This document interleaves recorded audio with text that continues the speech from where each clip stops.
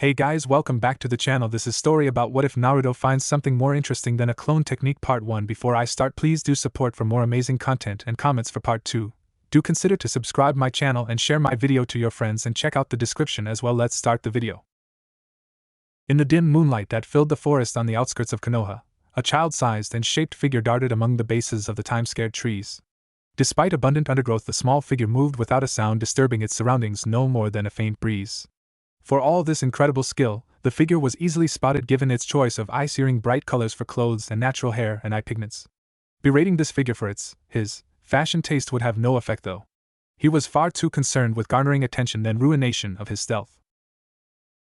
This male figure, a young boy, was named Naruto Uzumaki. He was known by many other names though, precious few of them positive. He heard the muttered insults of demon child, fox beast, and monster brat far more than the kindly stated favorite customer and friend.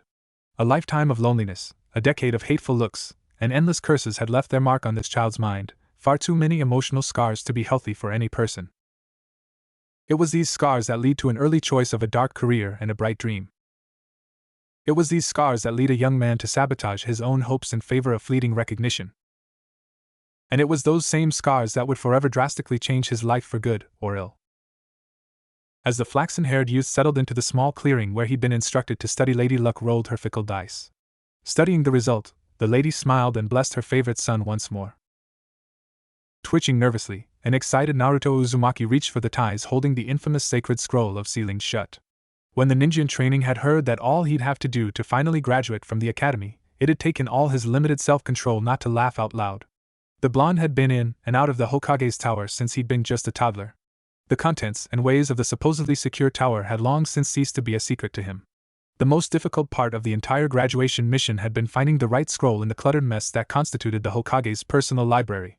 Laughing loudly at the memory of dodging Anbu and making the legendary god of shinobi faint with a nosebleed, Naruto grabbed the ties to the scroll and whipped them off with a flourish. Suddenly equal parts calm and super excited, Naruto looked down to peruse just what super cool technique he would learn to finally become a ninja of the leaf. Kage Bunshin no Jutsu. Naruto twitched, seeing that the first technique was a clone variation. There just had to be something better than that. Bunshin Bakuho no Jutsu. Naruto twitched again. While the idea of exploding doppelgangers sounded awesome, he still couldn't do clones for some reason. Pass. Kage Shuriken Bunshin no Jutsu. Twitch. Again, awesome sounding, but requiring that damnable clone technique. Growling in frustration now, Naruto decided going one by one was taking too long and with a snap of his arms, unrolled the whole scroll. Standing up, he walked the length of the sacred scroll. To his growing horror, however, not a single additional technique could be read. Each and every one of them was blurry and indistinct, the instructions surrounded by odd kanji and ink patterns that screamed just one thing at his sharp, if sporadic survival instincts. Back the fuck off. Groaning childishly, the ninja trainee listlessly continued to the end of the scroll in sheer pig-headed stubbornness, hoping to find just one more technique that wasn't impossible to read. Then, finally, just as he was about to give up and try his hand at that stupid shadow clone thing, he caught just the barest hint of color where the scroll was supposed to attach to a central wooden rod for support and ease of carrying. Seating himself at the end of the scroll, Naruto grasped the end of the scroll paper and the exposed part of the rod before giving it a tug. When it didn't come loose, he gave it a harder tug. When that didn't work, he scowled and just gave the damn thing a great big heave. Hell, they could always just glue the thing back together, right? Right. Naruto was distracted from sudden thoughts of just how much trouble even he'd be in for damaging the sacred scroll by a sudden flood of color from what appeared to be the single most complex piece of artwork the young boy had ever seen. Having never been the artsy type, he had no clever words to describe the image in front of him, and even the notoriously dense young ninja trainee knew that just saying awesome and super cool was just not going to cut it here. The basic pattern reminded him of a spider web, if an unusually complex one. It was spread out, covering almost the entirety of a 3-foot by 2-foot area. Pearlescent lines of the web were overlaid but not concealed by an assortment of something that looked awfully similar to the kanji he was familiar with. Whatever this writing was though, it was far less graceful than the elemental nation's written language, possessing a more angular set and some unnameable quality that brought to mind ancient times. The frame of the web was strange, a jagged oval pattern that almost looked to be as blurry as the hidden instructions on the scroll of sealing. The whole of the pattern might have been enough to hold his flighty attention by itself, however, the entire thing was drawn in precious stones. From the simplest of black lines to most intricate of pearly whorls, everything was drawn in clinging powered gems. Naruto didn't really know anything about geology, but he was pretty sure there were diamonds, rubies, and a bunch of other really expensive rocks apparently glued to the paper. Scratching his head, Naruto couldn't help but wonder why someone would spend so much money on a pretty but seemingly useless piece of art, and then hide it in the least seen and most heavily guarded scroll in the village. Shrugging away the weirdness of it, Naruto reached out and brushed his hand over the gemstone pattern, curious about what it would feel like. I bet I could get the old man to let me keep this. It's not like it's dangerous, and if anybody owned this, there's no way they'd just leave it here. Even as the boy's words left his lips, his finger caught on a shard of gemstone that jutted invisibly out from the pattern. There was a brief pinching sensation followed by a couple drops of blood smearing on one of the odd kanji. The academy student swore out loud, annoyed at himself for already managing to dirty the artwork that he'd planned on talking the old man out of. Any further action was stalled when the pattern glowed. Gaping, the blonde watched, shocked as the glow increased to a brilliant shine, spiking up to blinding briefly before fading away.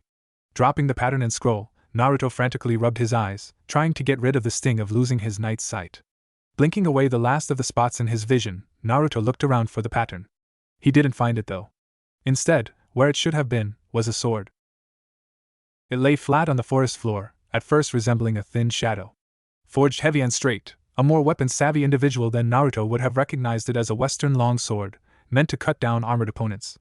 The blade was a simple, plain affair despite being made in a light-eating shade of black, reflecting not an ounce of illumination.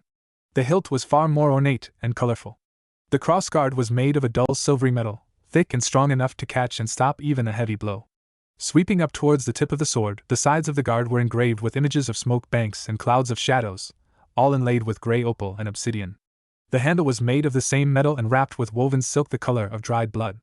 Even more of the silvery metal made up the pommel, encasing a flawless transparent diamond. Compared to the rest of the sword, the polished stone positively gleamed, drawing Naruto's fascinated attention. Entranced, the young blonde slowly reached out and laid a single finger on the gem, not quite sure why he wanted to. Because I wanted to see what sort of person had released me from my imprisonment. Naruto froze. Released from prison? What were you doing in prison? He asked nervously, his mind struggling to wrap itself around what was happening. It was not a speedy process. The same reason that anyone else would be in jail, really. The sword chuckled, a somewhat rough sound that made Naruto think of the old man's time and smoke-scored voice. I misbehaved and society slapped me on the hand, saying don't do that. To be more accurate, my previous wielder got a little rowdy. Rowdy? You're a little too young to hear just what he was up to, though if I understand what a ninja is, you will be worldly enough to hear about his activities soon. Naruto frowned. He wasn't the sharpest knife in the drawer, but he'd learned to sense mood shifts in people through exposure to grumbling crowds. You sound like you don't know what a ninja is, Sword.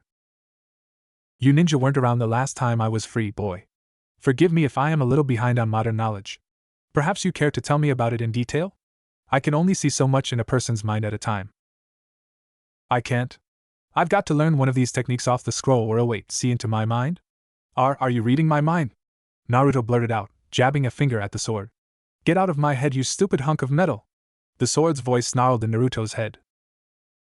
You should have let go of me before spitting that insult, boy. You will regret insulting the Black Mirage blade. With that, Naruto felt a horrendous stabbing pain covering all parts of his brain right before passing out. Face down and fully clothed, there was no way for anyone without a Byakugan to see an entirely colorless copy of the pattern Naruto had admired earlier appear on his chest. Drip. Drip. What? Drip splash. Eyes snapping open, Naruto sat up, hearing the echo of a footstep over the splashing sound. Looking around, wondering how long he'd been out for water to have gathered, the blonde was stunned by his surroundings. Instead of the quiet forest clearing, he was now in a dreary underground passageway. Dim, unevenly spaced lights provided more gloom than they dispelled, leaving most of the passage shadowed. Still, Naruto could see the worn bricks that made up the surfaces of the area, as well as the dank-looking pipes that clung to the edges of the ceiling. Shaking his head in amazement at the sheer dismalness the tunnel seemed to exude, Naruto stood up and brushed himself off. Deciding to follow to Splash in hopes of finding someone capable of leading him out here, Naruto took a steady ground-eating stride. As minutes passed, it was only tiny changes in the colors of the bricks and pipes that assured the now worried ninja trainee that he was actually going somewhere. Finally, though, Naruto could see the light increasing ahead. Moving faster, Naruto headed straight for the light. Seeing a corner coming up, Naruto quickly turned around it expecting to see the person he heard earlier or maybe a door out of the tunnel. He sure as hell wasn't expecting an enormous bronze gate with a strip of paper instead of a padlock. What the hell? Why the hell is there a big-ass gate in the middle of a tunnel, sewer, whatever this is? Here already human?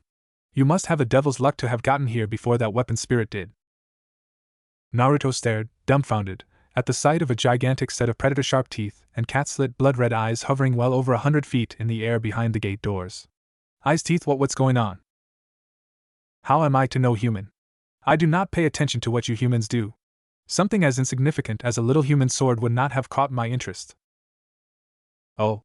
Naruto managed, still not sure what was going on. Still, given the circumstances, I cannot help but be intrigued.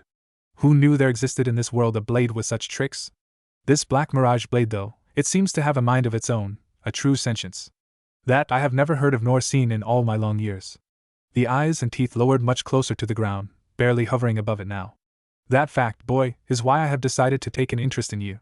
Be grateful, human, it has been a very long time since I have offered assistance to any of your species. A deep, unsettling feeling finally pushed its way past his stunned numbness and kicked his mind into gear. Help me? What are you supposed to be helping me with? The eyes behind the gates didn't answer. Instead, the grin widened and a wave of red energy pushed out past the gates and picked up Naruto, carrying him like a rushing tide. Bricks and pipes raced past him blindingly fast, turning it all into a blur. Luckily for Naruto's stomach, it didn't take long for the wave to slow and then stop, depositing him on the floor as the red energy faded away. Stupid thing, just because it's bigger than me doesn't mean it can just pick me up and throw me around like a toy. You can't do that to a future Hokage. Shouting back down the tunnel, Naruto waved his fist for emphasis. Considering that I find you yelling at a demon lord, being called a hunk of metal seems so much less important. Naruto whirled, recognizing the abuse-roughened voice. You! Naruto shouted, pointing. I thought I told you get out of my head, sword. The avatar of the sword smirked, stepping into the low light offered in the tunnel. Standing 5 feet 7 inches, the avatar was on the low side of average height for the westerner he appeared as. He was very fit though, athletic rather than bulky.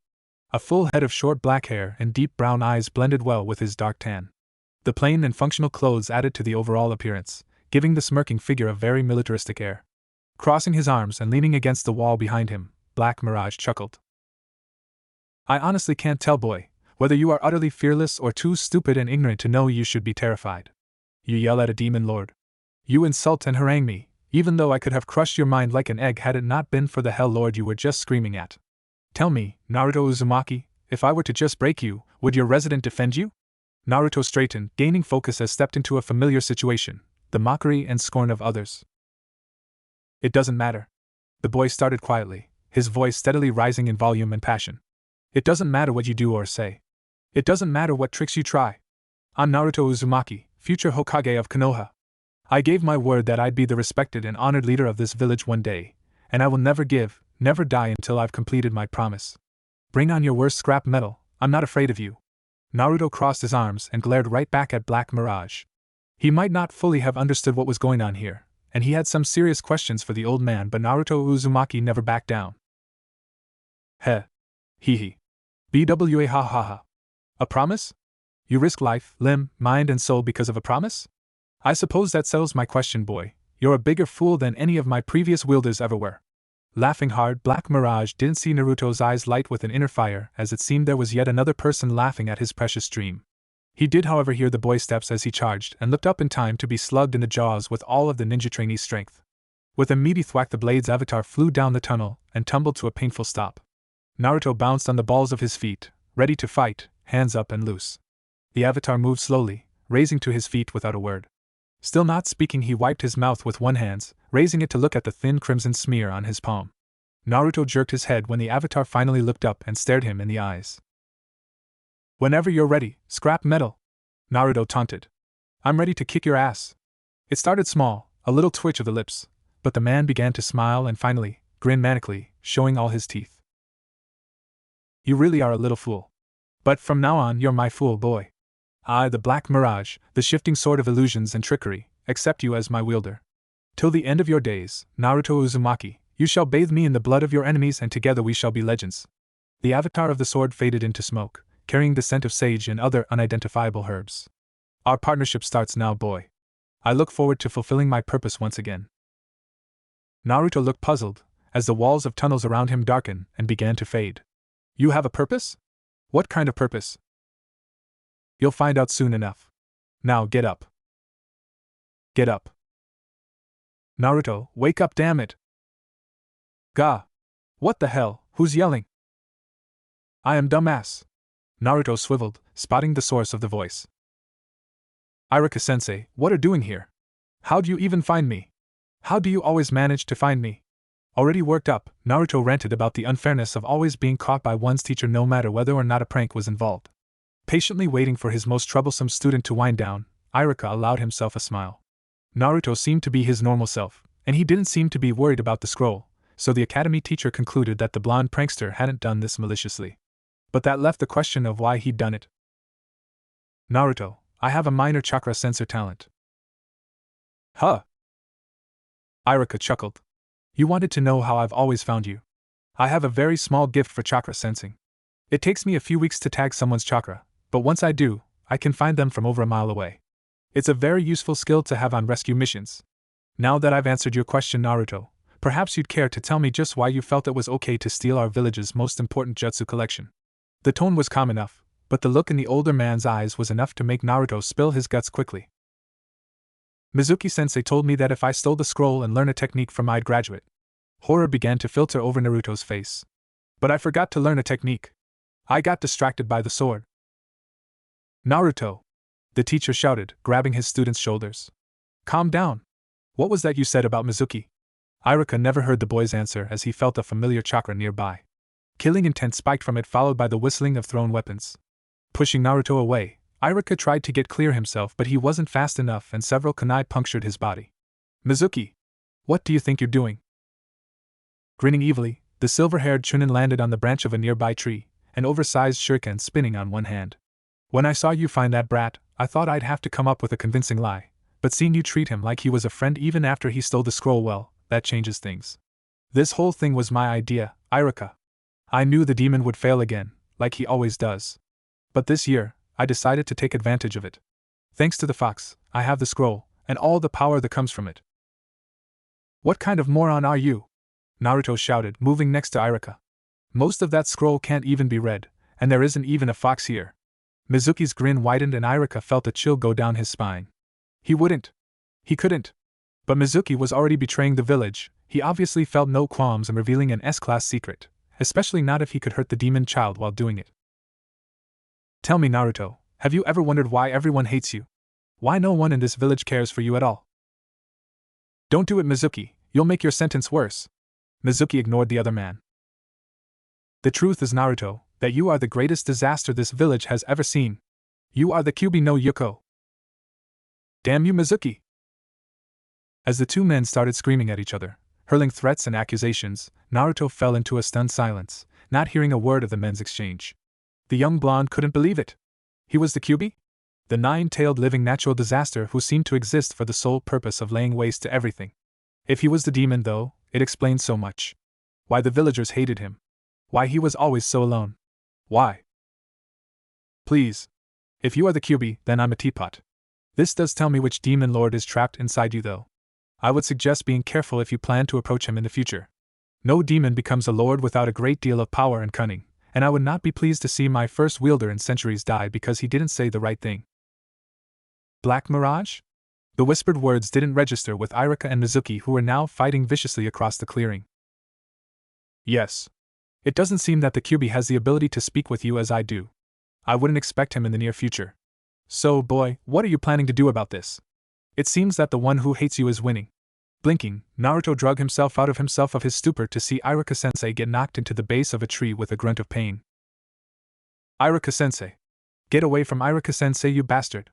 Mizuki paused in his next strike, shuriken still spinning.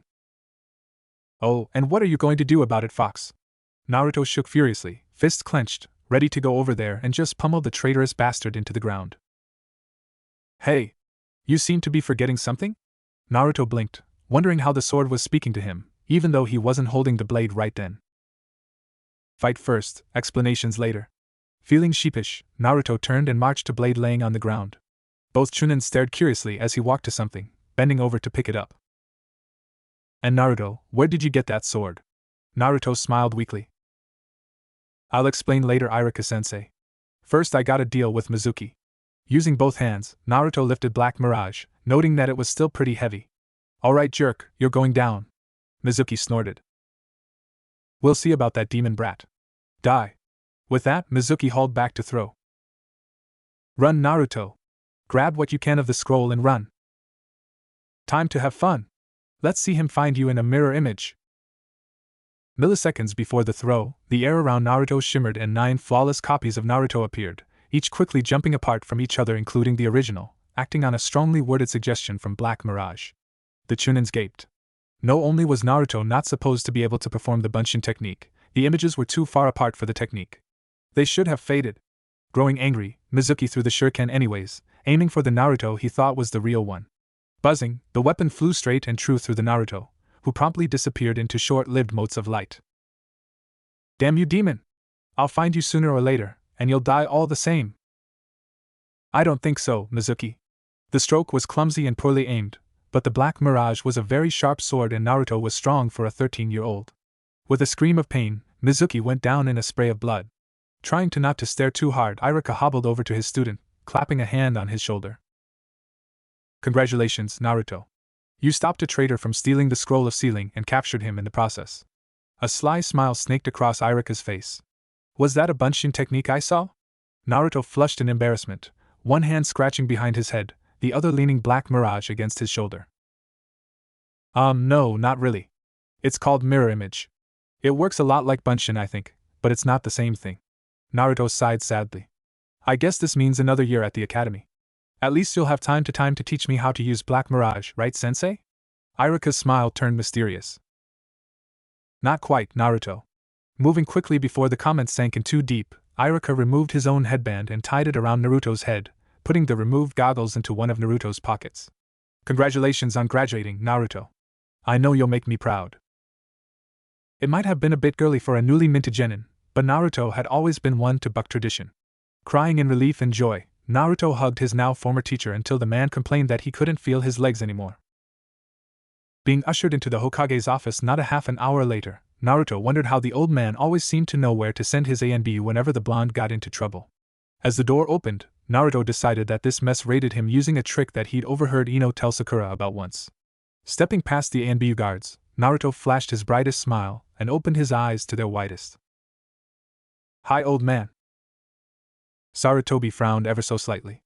I had a daughter of my own once, Naruto. Nice try. Gesturing to a chair set in front of his desk, Sarutobi said. Sit down, Naruto, we need to talk. And for future reference, looking adorable to get out of trouble only works for young ladies. Grumbling, Naruto did as he was bid, leaning an unusual sword against himself. The third Hokage eyed it curiously, having never seen anything quite like it in his lifetime. Despite its decorations, it was a very functional weapon and the ANB would have normally confiscated it had not the Hokage already told them to let it pass. His curiosity and faith in Naruto's loyalty easily silencing his paranoia. Slowly, the aged professor packed himself a pipe. Tell me, Naruto, do you know why you are here? Naruto flinched. I stole the sacred scroll of sealing. Sarutobi nodded. Rather adroitly, my boy. Had this been a sanctioned exercise, you would have scored very well. Seeing the boy start to smile, the Hokage cleared his throat, catching his attention. However, this was not an exercise, but a very real crime. Luckily, Mizuki was rather lacking in self-control when he was detained and admitted to far more than he should have. It's clear to me that you were deceived by a very conniving traitor who had fooled ninja far more experienced than yourself. Therefore, you are clear of any charges. In addition, Iruka has informed me that you finally managed to perform the Bushin technique. In light of this, I'm allowing your battlefield promotion to stand. Seeing the boy cheer and dance in his seat, Sarutobi smiled happily. The Hokage knew Naruto's dreams well, and had been saddened each time he failed to graduate. Still, perhaps those failures were blessings in disguise, allowing the socially starved boy to be grouped with his age peers. Letting Naruto vent his euphoria, the third waved for the boy to be still.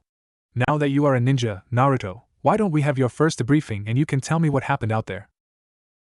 Listening patiently, holding his questions, Sarutobi took Naruto's rather well-told story with gentle draws on his now-lit pipe. Wincing as he heard about the damage to the scroll and again at the meeting of the three minds, Sarutobi's thoughts whirled.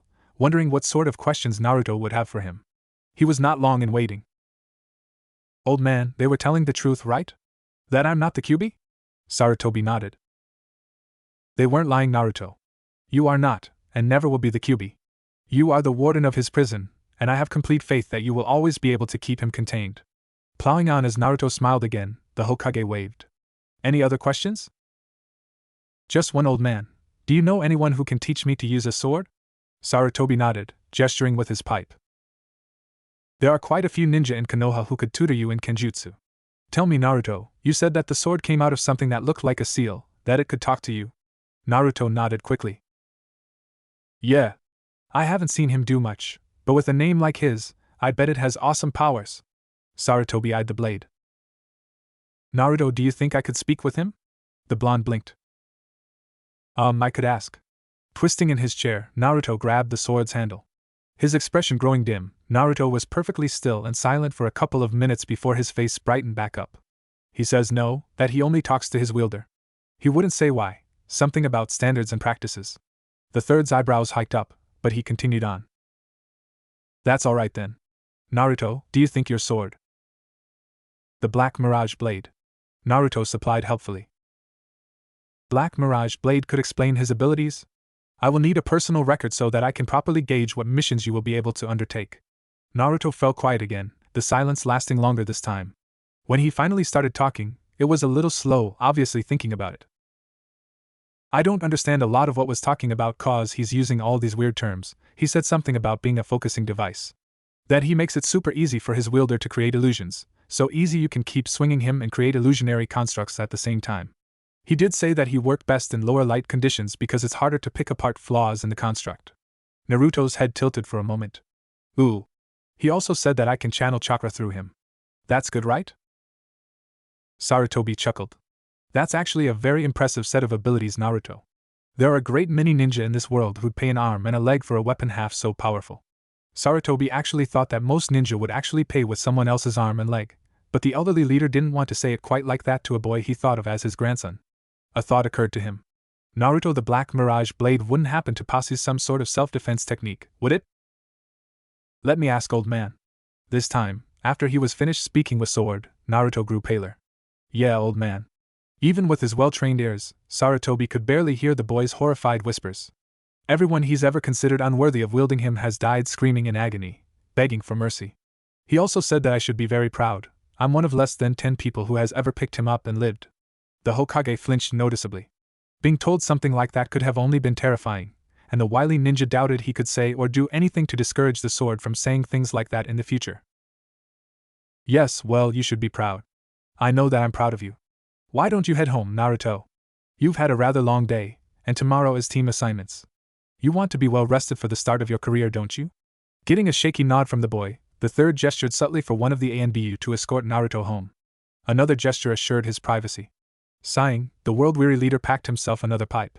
He had a great deal to think about tonight, about Naruto's new gift and how to impress on various interested parties that the sword would be staying with Naruto until proven dangerous. He could think of no one better suited to keeping an eye on the potentially dangerous sentient sword than an ex-captain of the ANBU. Barely noticing his escort parting at the door to his apartment, Naruto marched inside, preparing for bed on autopilot. Eventually, dressed in full pajamas and his much-loved sleeping cap, Naruto staggered to his bed, drained from the stress and shock of the day. Black Mirage remained silent, not bothering to protest being left in the living and so far from hand. In the future, the intelligent weapon planned to speak up about being left behind, but his newest wielder was a child, and allowances had to be made. Probably anyways. Black Mirage had never really dealt with children outside some very dark circumstances and was left to deal with the situation as it unfolded.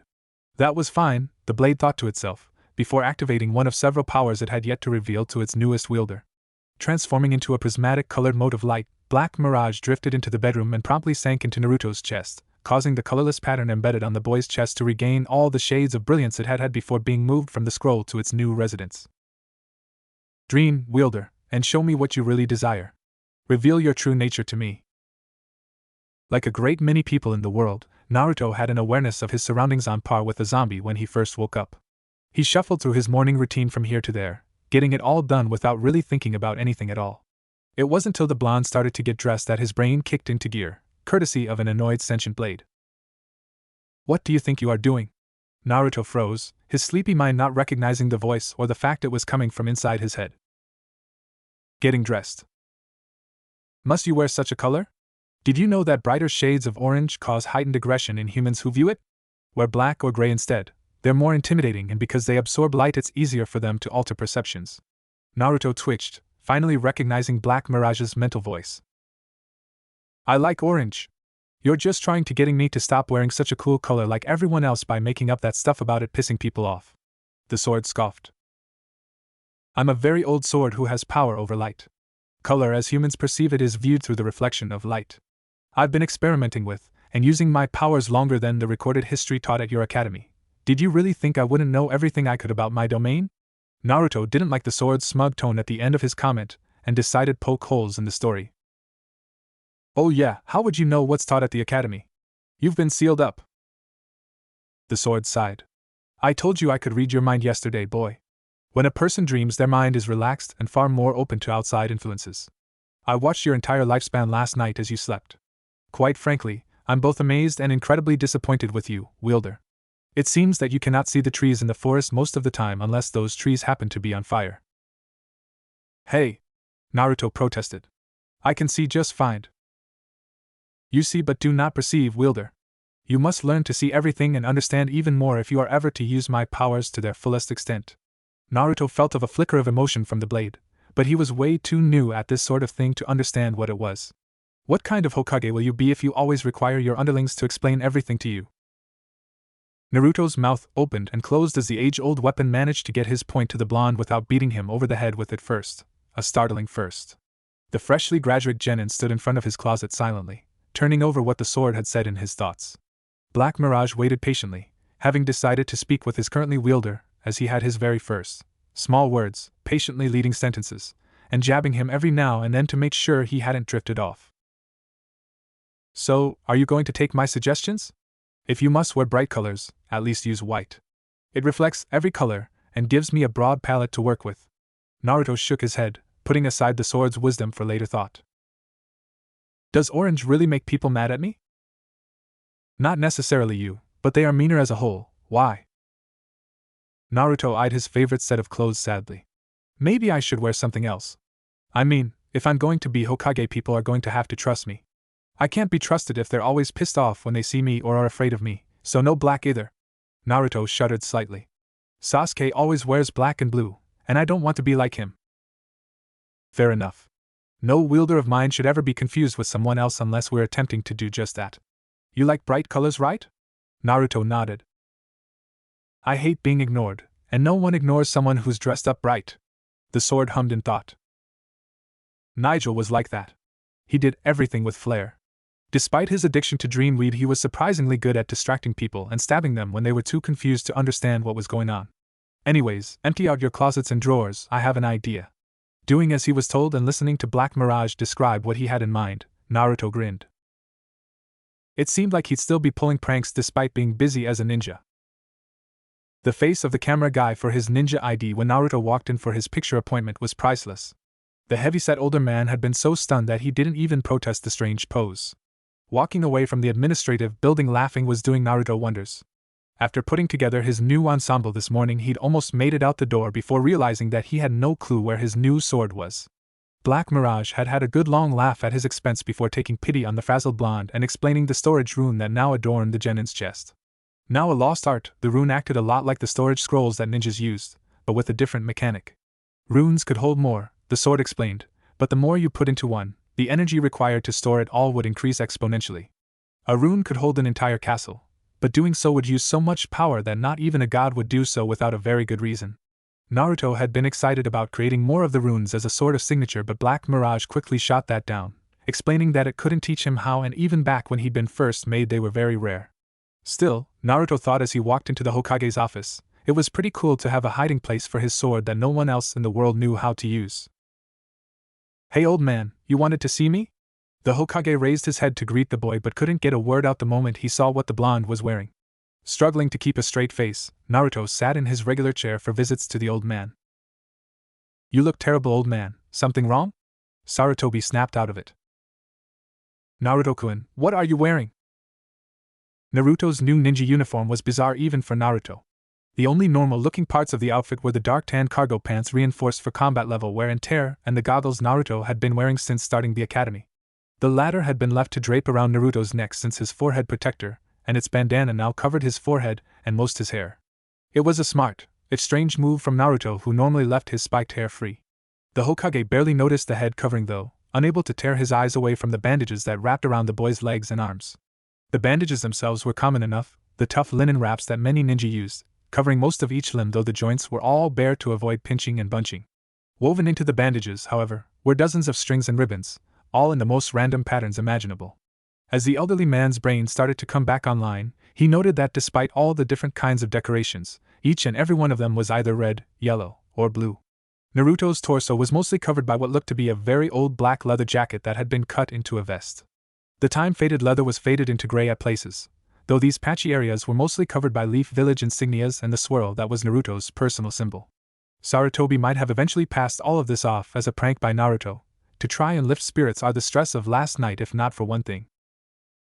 The boy's open leather jacket turned vest revealed his chest and stomach, both of which were tattooed. Naruto, what is that on your chest? More importantly, why is the seal visible? Naruto shrugged. I don't know why the seal is visible, but it's been that way since I woke up this morning. The web thing on my chest is where Black Mirage hides when I'm not using him. Naruto's head tilted to the side, eyes blanking out for a second. Oh. Black Mirage says that it showed up when he attached himself to my chakra network. It looks awesome though, right? Sarutobi sighed. I'm not sure that advertising the seal is such a wise idea, Naruto. A bit of pain flashed across Naruto's eyes. I don't think it matters, old man. Anyone who could figure out what the seal does already knows about the fox. Besides, I need to be able to reach the rune to summon Black Mirage. Sarutobi blinked. Rune? Naruto brightened back up, nodding. Yeah. Black Mirage says it works like a summoning scroll, but I don't need blood. The third nodded. Given the sword's size, simply carrying it wasn't practical. Naruto having a summoning seal embedded in his skin was unusual, but not unheard of. Wait. Summoning Naruto? Yeah, it summons Black Mirage from wherever it is. He says that more than one of his previous wielders escaped prison that way. Sarutobi smiled at Naruto's excited look and gestured for the blonde to continue the story. Listening to the young boy babble on about a daring escape from prison in Posse, the village leader decided that he'd leave the seal's open display alone for now. It wasn't in Naruto's nature to blend in with the crowd. Obviously, the boy felt that he needed to confront the citizens of Konoha about their issues about the Kyuubi and Naruto himself. Though the third did wonder about the string. This time, I've got you, old man. Both ninja turned to the door at the shout. Charging towards the desk with a training shuriken in hand was a small boy wearing an odd hat and scarf that was too long for him. Letting out a warbling war cry, the boy drew back to throw the shuriken and promptly tripped, landing face down on the floor. Hissing in pain, the boy sat up rubbing his scrapes. Naruto started laughing hysterically, clutching his stomach. Sarutobi hid his chuckles, not wanting to hurt Konohamaru's feelings. Was that a trap? Who tripped me? Seeing the older boy in front of him laughing, the scarf-clad boy jumped to his feet, pointing at the blonde. You! Why'd you trip me? Naruto stopped laughing instantly. He hated being blamed for things he didn't do. People had blamed him for things when he was younger, occasionally even things he couldn't have done. Getting older, he silenced all this by pranking outrageously until all they talked about were what tricks he'd played. After learning about the fox last night, he now knew that those people had accused him just so they could have an excuse to yell at him. Nothing had ever come of these accusations. Sarutobi personally looked over all such claims, but people kept making them. Hearing such a thing come from a boy younger than himself was infuriating. Standing, Naruto stomped over to the boy and lifted him up by his shirt. You! What are you doing to the Hokage's honorable grandson? Looking over and up, Naruto spotted a tall and lanky man, wearing a jounin outfit without the flak jacket and a pair of sunglasses. Raising an eyebrow at the jounin, Naruto turned to the boy he was still being held up. Konohamaru smirked at the blonde, positive that Naruto was like everyone else the boy had ever met and would now promptly let him go and kiss his ass. What do you think you are doing, brat? Leave the honorable grandson alone. Like I give a damn who he's related to. Fisting his free hand, Naruto brought it down on the boy's head hard enough to leave a small mark. Letting the boy drop to the floor, Naruto shoved his hands in his pockets and walked away. We'll talk later, old man. See ya. Ebisu snorted, turning to his student and closing his eyes in an attempt to look wiser. Do not concern yourself with trash like that, boy, honorable grandson. Such people only exist to cause trouble and soon destroy themselves. All you can do is to distance yourself from them so you don't get involved when they go. Ebisu nodded to his own wisdom. What an interesting way of describing a boy I know and trust very well, Ebisu. However, my grandson is not here. Paling, Ebisu stared in fear at the Hokage, not sure if he should be more afraid of the fact that he lost the man's grandson, or that he just insulted the Hokage's ward in his presence. I'd suggest you move quickly, Ebisu. My grandson did leave right after Naruto after all. The Jounin raced out the door, trying to ignore the eyes boring into his back. Naruto strode down the street, heading towards the academy for team assignments. Despite the increased colorfulness of his outfit, he was actually getting less ugly looks from the nearby adults. It seemed that losing the orange jumpsuit like Black Mirage had suggested was working. He didn't suspect at all that the reason he wasn't getting as many looks was because nobody was recognizing him because of a lack of orange. A few blocks away from the academy, Naruto noticed something suspicious following him.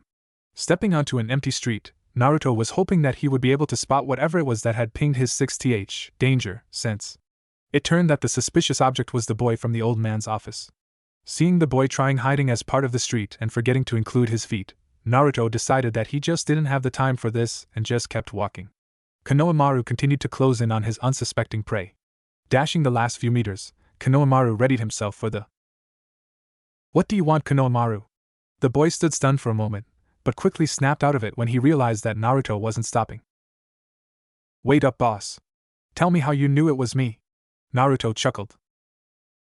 I'm just awesome like that. Why are you calling me boss anyways?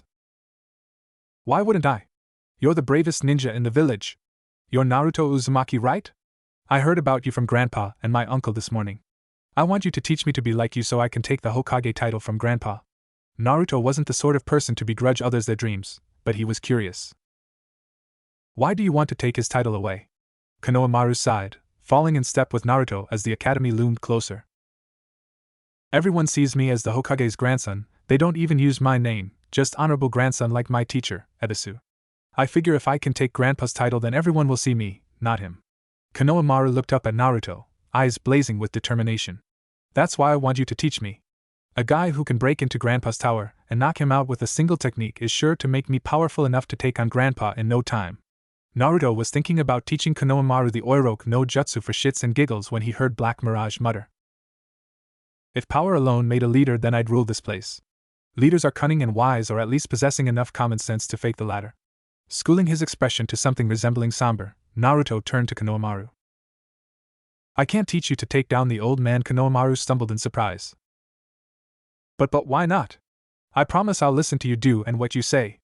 Repeating something the third had once done for him when he was young and painfully lonely, Naruto ruffled what hair stood out of Konohamaru's strange hat. To be honest, I only beat the old man cause I did something so crazy and stupid that he would have never expected it in a million years. The old man is the best ninja in the village, and if you want to beat him for real, to show everyone that you deserve to be the Hokage, then you are going to have to make a decision. What decision? Konohamaru asked quietly, awed by Naruto's words. Naruto stopped, the two boys just outside the academy gates. What are you willing to give? Being a Hokage is not just about being badass, even though it helps. A Hokage, a true Hokage, gives everything to their village. Their time, their love, even their lives. Naruto paused, thinking of the friends and family the fourth had no doubt left behind to seal away the fox. Being the Hokage is the greatest of honors, and it requires the greatest of sacrifices. Naruto clutched the seal on his belly as Black Mirage sent a sensation of reassurance, the best the sword could do.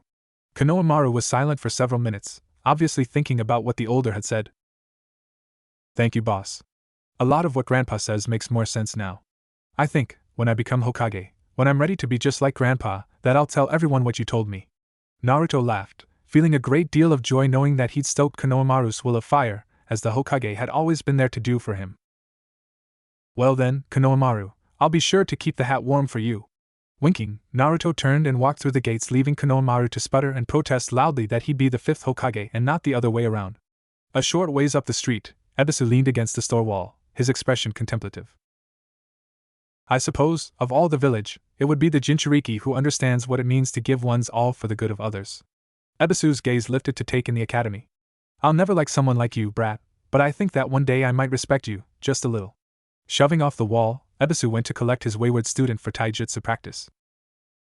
Stepping into his academy classroom for what was probably the last time, A fond smile slipped over Naruto's face. He'd almost missed this place now that he was a ninja. Get a seat in the back. I want to see all your classmates. Studying people through another's memories is too inaccurate. Why do you need to study them anyways? I wouldn't suggest talking out loud. Humans always seem to try and kill my wielder when they do that. Naruto rolled his eyes. How else was he supposed to talk to this rod? Project your thoughts to me, smartass. There is a bond between us, if an easily broken one. Naruto frowned, fidgeting in his seat. If he could speak to the sword silently, why hadn't told him so? So far all he'd been able to do is listen as it told him what to say. You have been, even if you don't realize it. You just don't do it well or often. I would have already taken you through this, but I didn't want to drown you in information. That, and the sword was pretty sure that the easily distracted blonde had already forgotten some of what the sword had told him. A faint rumbling sound caught everyone's attention, and the whole class turned to the door. With a bang, it flew open and Sakura and Ino shoved through the doorway together. First. As Naruto sighed dreamily and stared at Sakura, Black Mirage began cringing in pain. As a sword empowered towards the visual realms, he didn't much like loud noises. Naruto, he put up with because the kid had some serious potential and a real drive to harness it, but these two shrieking girls and the equally offensive kunoichi that were joining them were all straining his tolerance. As the sound built and built to the point where Iruka's entrance was completely missed, and even Naruto was covering his ears, Black Mirage decided that he'd had enough. Shut the fucking hell up, you miserable little cunts. If I hear one more sound out of any of you, I'm going to gut you all. Dead silence fell on the room as everyone turned to the back and stared at Naruto, who they didn't recognize at first. Regaining control of his body, Naruto's mind went completely blank as he struggled to find a reaction to not only losing control of his mouth, but being stared at by the entire class for threatening them. Luckily, Iruka stepped into the silence with a cough. While that was a little extreme, thank you, Naruto. Gasps abounded. That's Naruto! Sakura yelled, having never dreamed that Naruto of all people would threaten bodily harm to the entire class, much less the girls. It's him. Now everyone take your seats. Watching his students file to the closest seats, Iruka sighed. The mood in the room was now totally wrong for his usual end-of-the-year speech. He liked that speech, damn it.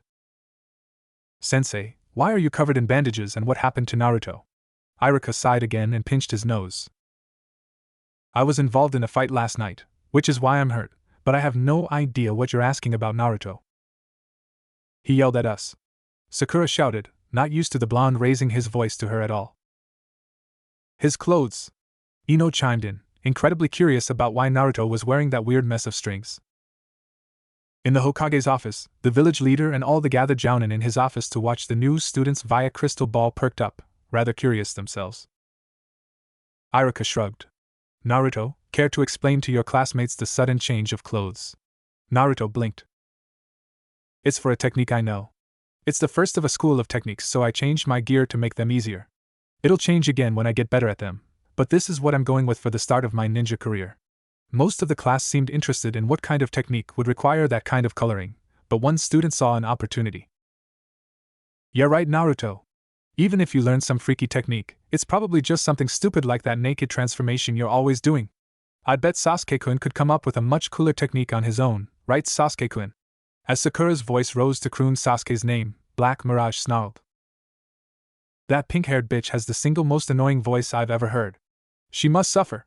Scowling, Naruto crossed his arms. Thinking Sakura's comment had sent into a sulk, the rest of the class turned around and Iruka started handing out team assignments.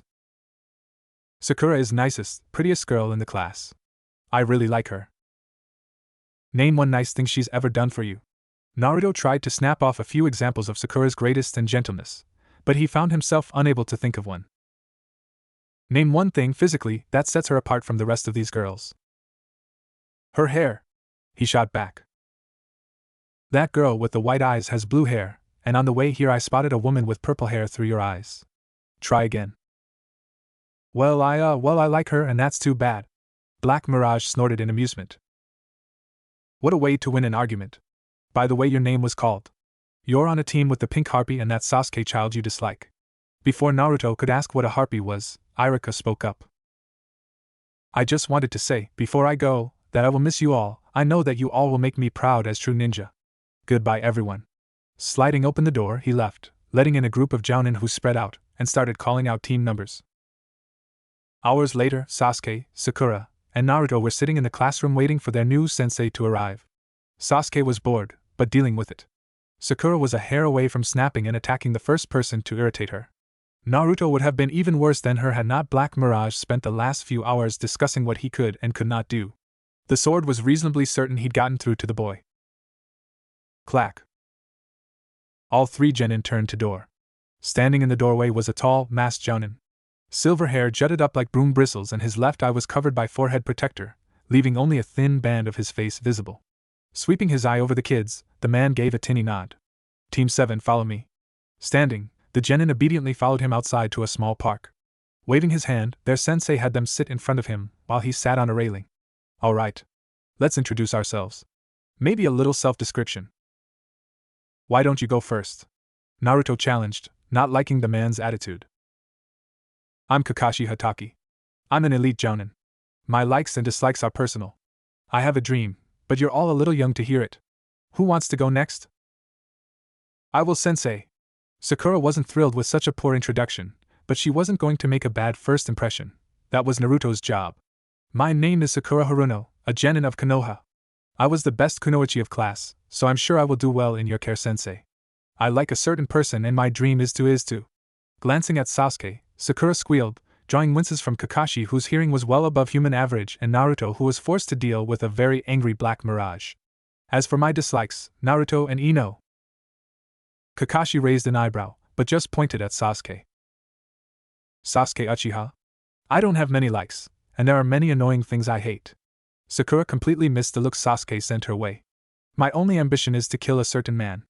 Kakashi didn't react, having already read the team's profile. Mr. Rainbow, you're up. Naruto Uzumaki here, future Hokage. I love ramen, training, Naruto started to say Sakura, but an angry buzz from his sword made him rethink it. And my new blade and techniques. I hate waiting for my ramen to cook and jerks who can't get their heads out of their asses. My dreams and ambitions are the same thing, to be a truly legendary Hokage. Interesting. His profile didn't mention him being a Kenjutsu practitioner. That sword that Hokage-sama mentioned must have been acquired very recently. Well, now that that's out of the way, I have a few things to say. Tomorrow, there will a test. A finale test that will decide if you remain genin or receive remedial training. Remedial training? What kind of test is it? A survival test, with a mere 33% chance of passing. All three genin stared in shock. Meet at Training Ground 7, tomorrow at 7 a.m. Oh, one last thing. You probably shouldn't eat tomorrow morning, you might throw up. That said, Kakashi vanished in a swirl of leaves. Sensing opportunity, Naruto turned to Sakura. Want to get lunch, Sakura? We could talk about tomorrow's test and try and make a plan. Ignoring him completely, Sakura raced after Sasuke who was trying to make a clean escape. Sasuke-kun, let's have lunch. And you adore this girl, why? Trying to hide his disappointment from the sword, Naruto headed to one of his favorite practice areas. If they were going to have such an important test tomorrow, then he was definitely going to need to practice. 10 in the morning found Team 7 still standing around, waiting for their sensei to arrive. Sasuke and Sakura had gone past bored and into angry, though only Sakura was showing any sign of it. Naruto was once again distracted by talking with Black Mirage. This was no coincidence. The sword had noted the boy's short attention span and had been working with it. Every time Naruto started getting twitchy, Black Mirage would mention a trick or technique he'd seen at one point or another in his centuries-long existence. A lot of what he talked about was either not in Naruto's skill range or flat out impossible for the boy, but brainstorming about ways of pulling them off worked marvelously at keeping him busy. Yo! You're late. Char's teeth, bitch, stop screaming. Kakashi blinked in surprise at that exchange, wondering why Naruto's profile said he was infatuated with the pink-haired girl. Sasuke simply enjoyed the silence of Naruto's embarrassment, and Sakura's hurt at being yelled at by a boy who'd admired her forever. Inner Sakura was not a happy camper with this new development, and was gearing up to unleash hell on Naruto when Kakashi saved his life. Ahem. If you all are done, there is a test to be taken. Walking up to a stump on the training ground whose top had been smoothed for use as a table or seat, Kakashi put down a wind-up clock and a pair of packed lunches. Alright, the test is simple. In order to pass, you must have one of these bells. Removing a pair of plain bells from a pocket with a small flourish, Kakashi then attached them to his belt. But sensei, Sakura murmured. There are only 2 bells. Shouldn't there be 3? No, there shouldn't. Now you have until noon. If you want to pass, you should come at me with all your strength and killing intent. Naruto raised his hand. Are you sure, sensei? Wouldn't that be dangerous to you? Kakashi's smile was visible through the mask. I wouldn't be much of a jounin if I couldn't take on a few genin and avoid getting hurt. The test starts now. Sasuke and Sakura figures blurred as they dashed to the edge of the clearing to conceal themselves. Naruto, on the hand, didn't move. Kakashi raised an eyebrow inquisitively. You want something, Naruto? You sure you want us to hit you with everything? Very sure, Naruto. Though I am beginning to wonder if you're just stalling for some reason. Okay, if you say so. Reassured that he wasn't going to get in trouble for this, Naruto stunned his audience. He reached into his chest, his hand disappearing up to his wrist. Kakashi stared. What the hell, Hokage-sama seems to have not mentioned a few things. You said to use everything I had, Kakashi-sensei, so I guess you get to meet Black Mirage. Kakashi watched intently as Naruto drew a black-bladed sword nearly as long as the boy was tall out of his chest. The jounin also noted the pattern on the boy's chest fading into invisibility as the blade cleared it. Smiling, Naruto took up a two-handed grip, setting the sword in a clumsy defensive posture. I take it that sword is called Black Mirage? Naruto smiled. Yep. This is our first trick, mirror image. Without a sound, puff of smoke, and only the slightest surge of chakra, 9 copies of Naruto appeared. A bunshin, that doesn't seem very impressive. It gets better. Naruto shot back as the 10 Naruto split up and surrounded Kakashi.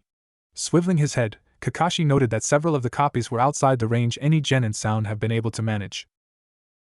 Enhanced bunshin. But still, just bunshin. Naruto grinned, followed shortly by all the bushin charging with him. As they closed in and Kakashi readied himself for combat, Naruto managed to surprise the jounin. Blur. It was something like a watercolor painting getting hit by a bucket of water. All the colors in Naruto's clothes began swirling and mixing with each other, blending into the ground and surroundings as well. The technique had a secondary effect. Naruto was casting shadows. Every time he moved so much as an inch, his outline became wildly broken up, leaving only his center mass as the only thing even reasonably visible. Even then, real accuracy was all but impossible. It was, Kakashi noted, a very effective genjutsu, made all the more potent by the fact that it was done seamless at the last second. Channeling chakra, Kakashi leapt up and back, coming away from the rush with just a swallow cut thanks to Naruto's lack of skill with the blade. That, Kakashi noted, is a very, very dangerous trick. Thanks, sensei. The Narutos approached, the blurring effect getting worse when they stood next to each other. Just remember, you asked for my best. With that, Naruto rushed in again. Focusing on sound more than sight this time, Kakashi easily avoided getting hit again. It was harder than any genin should have made it, which Kakashi attributed to Naruto's ruthless attempts to take advantage of the blur technique. Still, I can keep this up longer than he can. And if he hasn't made more copies by now, then I doubt he could. All I've got to do is pin down his next move and… Thunk thunk thunk thunk thunk. Naruto hesitated, watching a swarm of kunai hit his teacher in some rather lethal spots. A moment later Kakashi poofed and turned into a pin-cushioned log. The pause cost Naruto though, having held still long enough for most of the blurring to fade away. Pow! The blurring completely disappeared as Naruto tumbled through the air, his concentration shattered by the swift kick to his ass from Kakashi.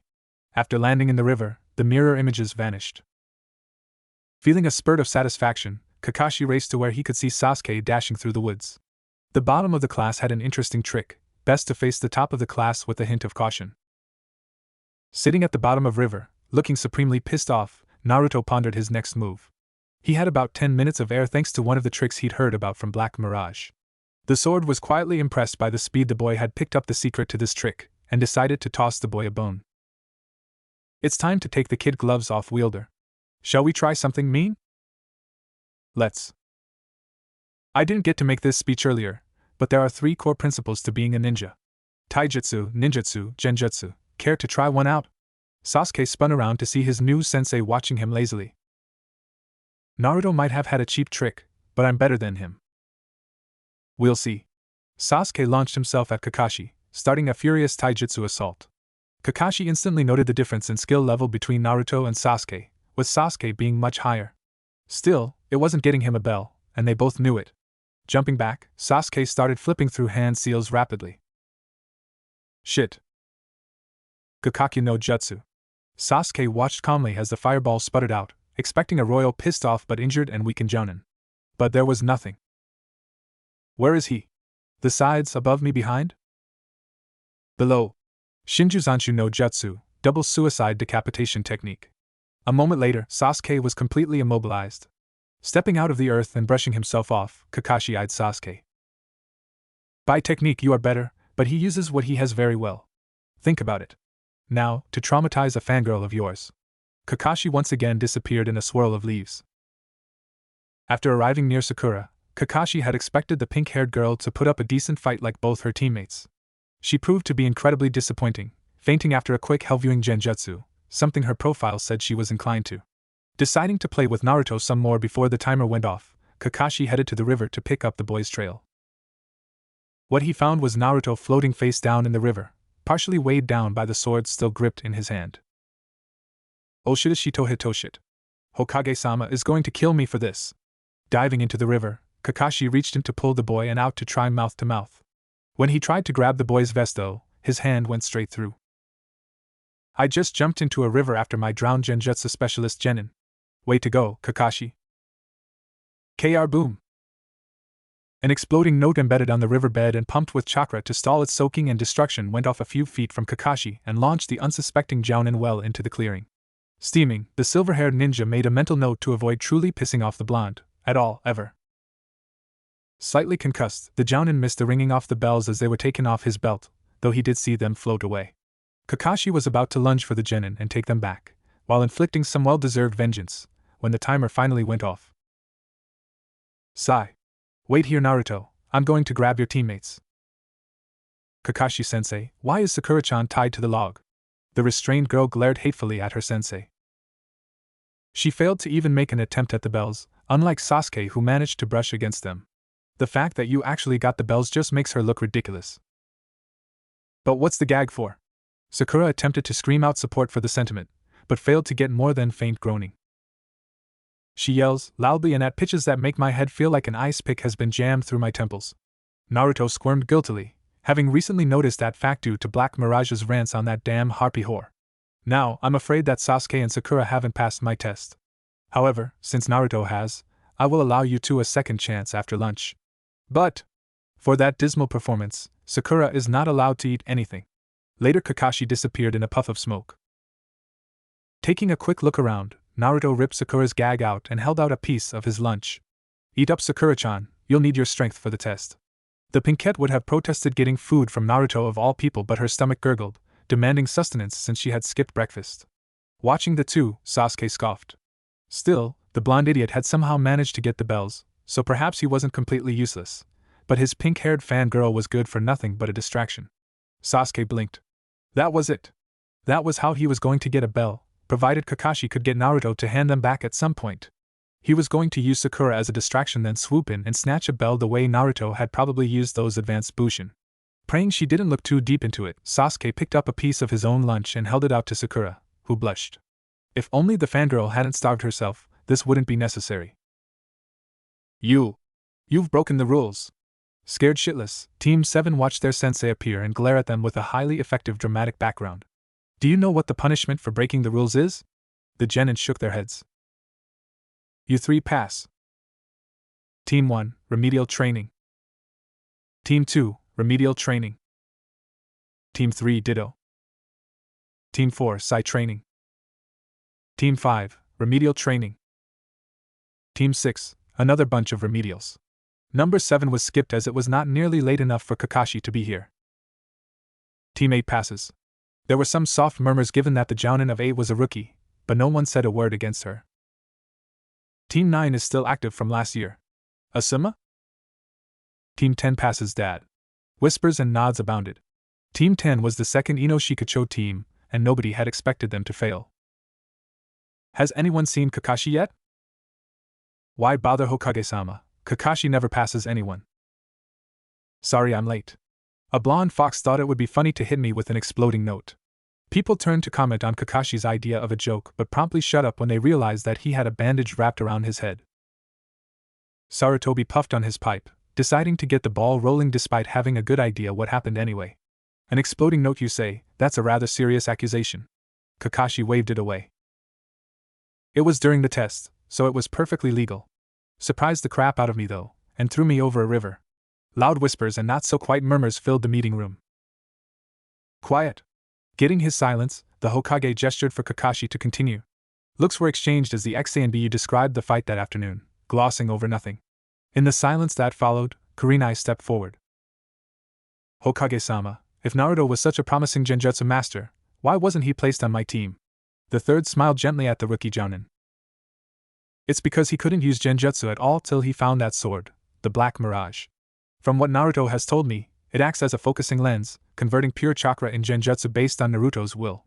It is a very powerful sword, but incredibly picky about those who wield it. Naruto is one of less than a dozen people to have ever held it and survived. Kurenai winced, nebulous thoughts of trying her hand at the useful-sounding weapon dying quickly. I see. Still, Hokage-sama, perhaps it would be best I helped him with the basics. Kakashi muttered something quietly about the blonde being enough of a menace without them. That sounds like a good idea, Kurenai. The boy probably needs a review of all the basics considering where that traitor Mizuki worked. In fact, Team 7 stood in their usual spot, in their usual positions, as the genin waited for their Jounin instructor to arrive. It had been a week exactly since they had passed their sensei's test, and in that time they hadn't accomplished much.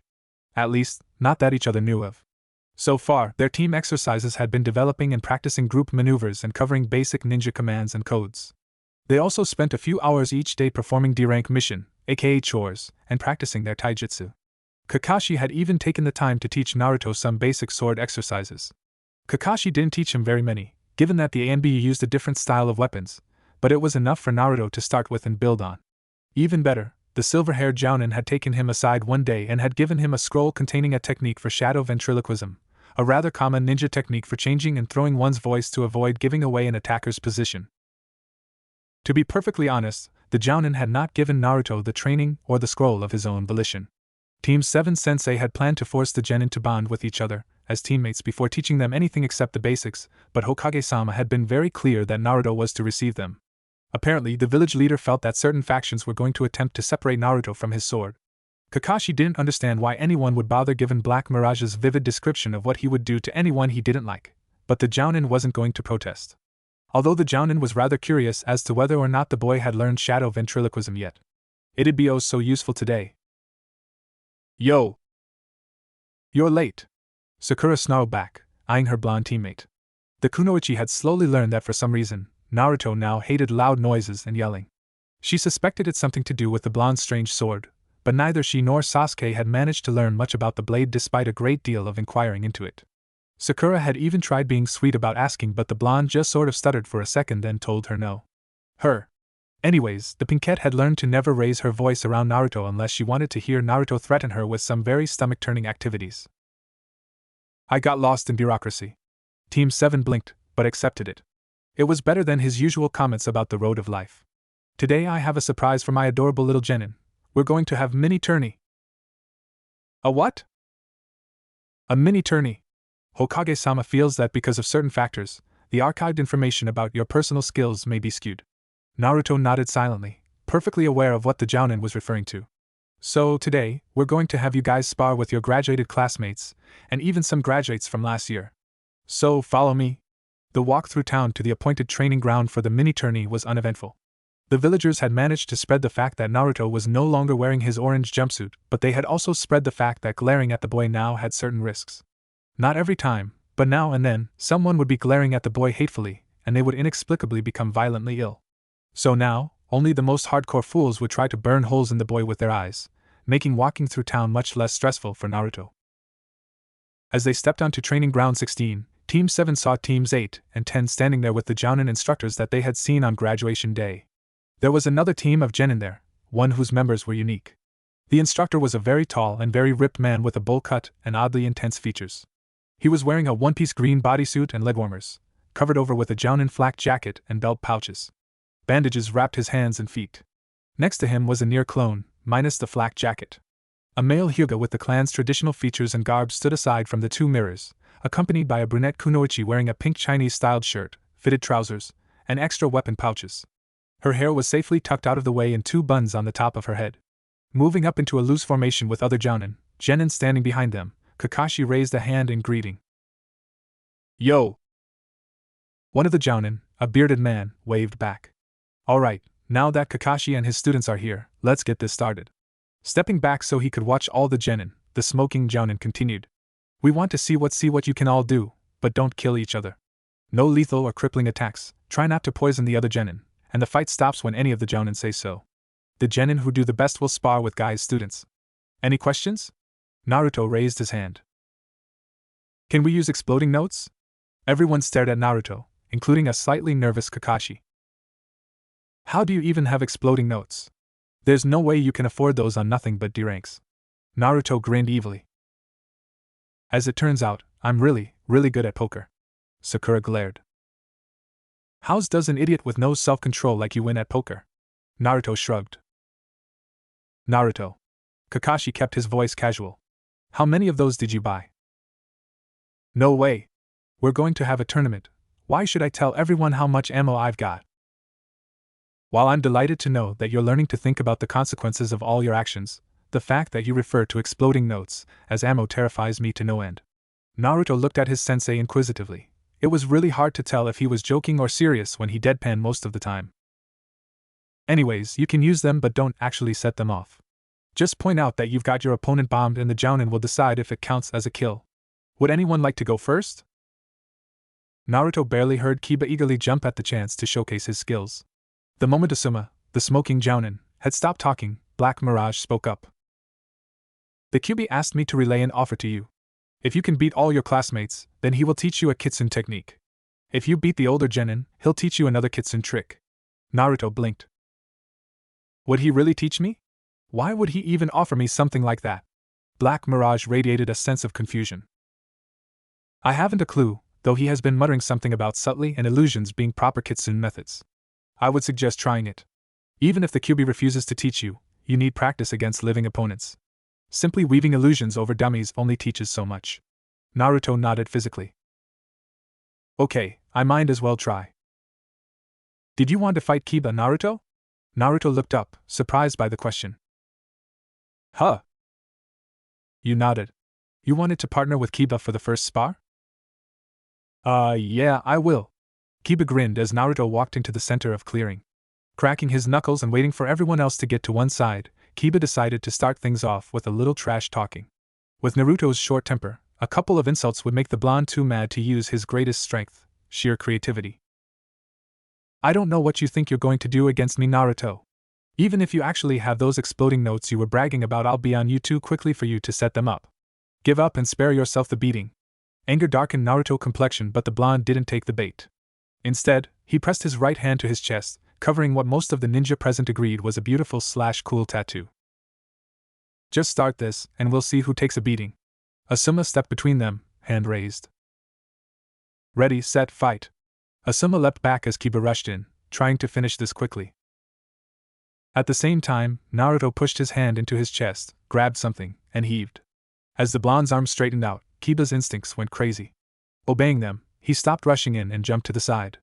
Moments later, the black sword Naruto had found and teamed up with about a week ago flew through the general area he would have been in had he not dodged. Kiba stared. Man, what the hell? Where'd that come from? Naruto grinned, adding his other hand to the grip and shifting the blade into a defendable position. Neat trick, huh? Black Mirage and I have a lot of them. This one made Sensei sweat. Blur. The crowd gasped. The genjutsu took effect. Grinning like a loon, Naruto attacked.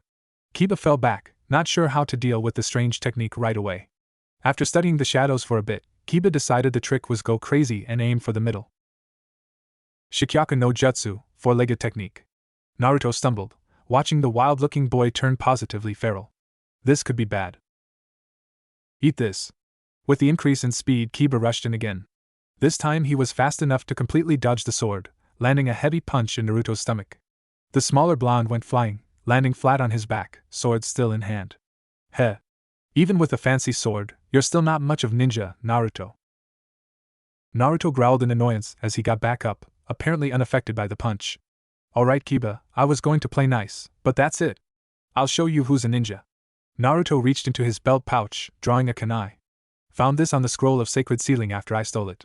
Naruto threw the kunai at the skeptical Kiba.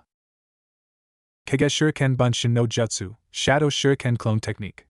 A moment after the kunai left Naruto's hand, the single weapon turned into dozens. Yelping, Kiba dove for cover as the kunai rained over his side of the clearing. Strangely, all but the first kunai disappeared into swirls of smoke as they hit. Kiba stared for a moment, then growled. God damn it! It's just a stupid distraction technique. Pissed now, Kiba jumped out from behind his cover and charged at Naruto. Looking blank, Naruto grabbed and threw another kunai. When he called out the same technique, Kiba shifted his line of attack enough to avoid the first kunai and kept running. As the copied kunai would have passed by Kiba, the Inuzuka stopped dead as blood splattered from a sizable wound on his left shoulder. As everyone stared, there was a silent flash of light and Naruto disappeared as the real Naruto faded into sight, just a few feet forward, holding the black mirage outright at shoulder level. Naruto smiled sheepishly. It really is on the scroll, you know. Kage Shuriken Bunshin no Jutsu. I just didn't have the scroll long enough to learn it. Match! Asuma called, rushing forward. Medic! A moment later, a team of medic nin dropped from the trees and started treating Kiba. Naruto goggled. When they'd get here? Kurenai walked up, smiling in amusement. They were here before we started. You didn't think we'd put our students at risk without medics on hand, did you? Kurenai glanced at Kiba, quickly determining that it was a manageable wound. Her student taken care of for the moment, Kurenai decided she could now work on her personal interests. Naruto. What's the name of the genjutsu you used? Naruto looked uncomfortable. It doesn't have a name. I just make it work. Kurenai's eyes widened. Genjutsu through pure willpower was the kind of thing you only heard of coming from highly trained Uchiha. Really? That's impressive. Maybe you'd like to meet sometime and discuss genjutsu? I'm a genjutsu mistress myself, and I'd never forgive myself if I didn't encourage another genjutsu user. Silently asking Hinata for forgiveness, Kurenai put on a blinding smile and laid a hand on the boy's arm. I might even teach you a few special techniques. We'll talk later about setting up a meeting, okay? Getting a quiet nod from the stunned-looking boy, Kurenai straightened up and walked back to her genin, feeling slightly dirty. Still, as long as she didn't actually do anything, it wasn't that bad. Flashing a few smiles and kind words wasn't wrong, especially if it got her answers about the sword. Alright. Kiba's going to be fine. Who wants to go next? Me. Everyone turned to Naruto. Asuma's eyebrow tried to crawl into his hairline. Naruto, you just went. Do you really want to go again? Naruto nodded. Yeah, I want to go until I drop. Asuma looked at the other jounin, but none of them protested. Despite the chattering he did, there wasn't really all that much actually known about Naruto. If he wanted to do this, they'd give him the chance and see just what he was after. I will fight Naruto. It should prove to be an interesting experience. Asuma nodded to Shino, who walked up into the appropriate starting position. Naruto got into an aggressive stance and readied for the starting wave. Ready, set, go! Naruto charged, sword ready for a swing. Shino, strangely, didn't move, even as Naruto cleaved right through his body. Naruto's mouth dropped in shock, and his grip on Black Mirage was slipping from the horror of killing one of his classmates when Shino's body dissolved into a large swarm of bugs that covered Naruto from head to toe. Ah! Get them off me! Get them off! Shino stepped out from behind a nearby tree as Naruto ran in a panicked frenzy. It is no use, once the destruction bugs are on you, you will not escape. Ah! Get them off me! Get them off! Shino adjusted his glasses as Naruto continued to run in the same pattern. I find myself disappointed with such an easy win after your tricks against Kiba. Ah! Get them off me! Get them off! Shino frowned slightly as his sensei sighed and Asuma chuckled. Both Kakashi and Guy were scanning the clearing intently, not paying any attention to the screaming Naruto, who was running in the exact same pattern for the fourth time in a row. Shino sighed. You have somehow learned to fool destruction bugs, have you not? The point of a sword gently made itself known at the base of Shino's skull.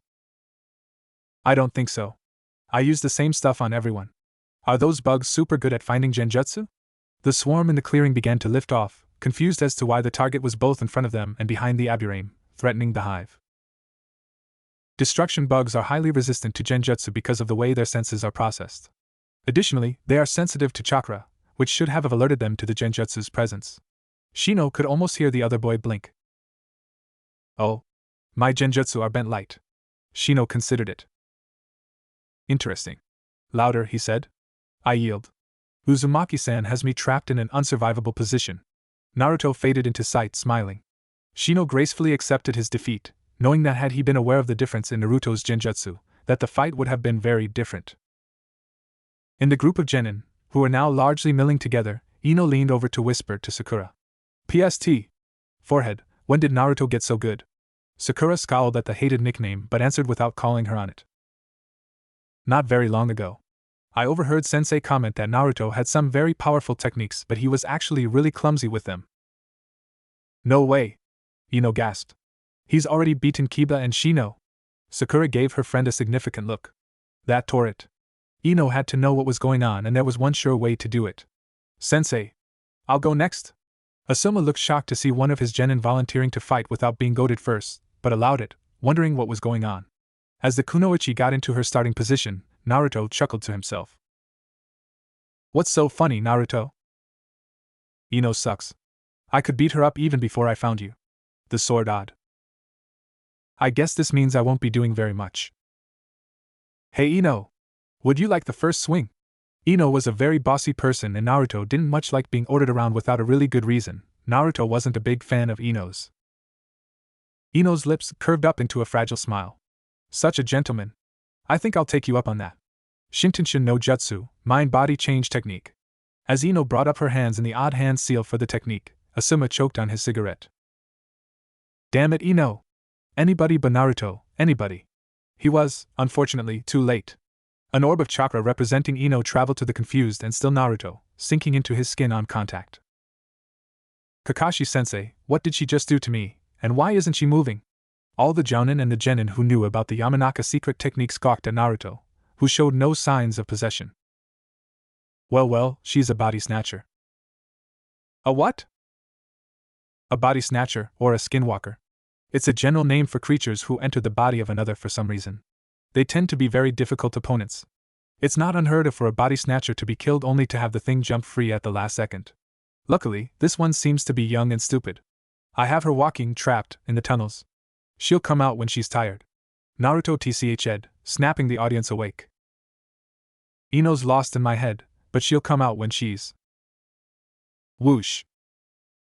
The chakra orb that was Ino's mind and chakra jumped out of Naruto and back into her body. Rolling his eyes, Naruto walked up to the recovering Ino and laid Black Mirage on her shoulder. Have a nice visit, Ino? She smiled weakly. No? Naruto wins. Helping Ino up, Asuma looked Naruto in the eyes. The boy mouthed she's fine, greatly reassuring the jounin. Next? Sasuke walked up, eyeing Naruto as he stood across from the blonde. Naruto stared back. Sasuke knew the most about his tricks of all the other ninja, having been on the receiving end of most of regular ones. Ready, set, go! Sasuke opened with a handful shuriken, forcing Naruto to dodge. The Uchiha had learned through a week of sparring that you had to keep Naruto on the defensive. Given even a moment to concentrate, he'd cast a genjutsu, and you'd be the one in trouble.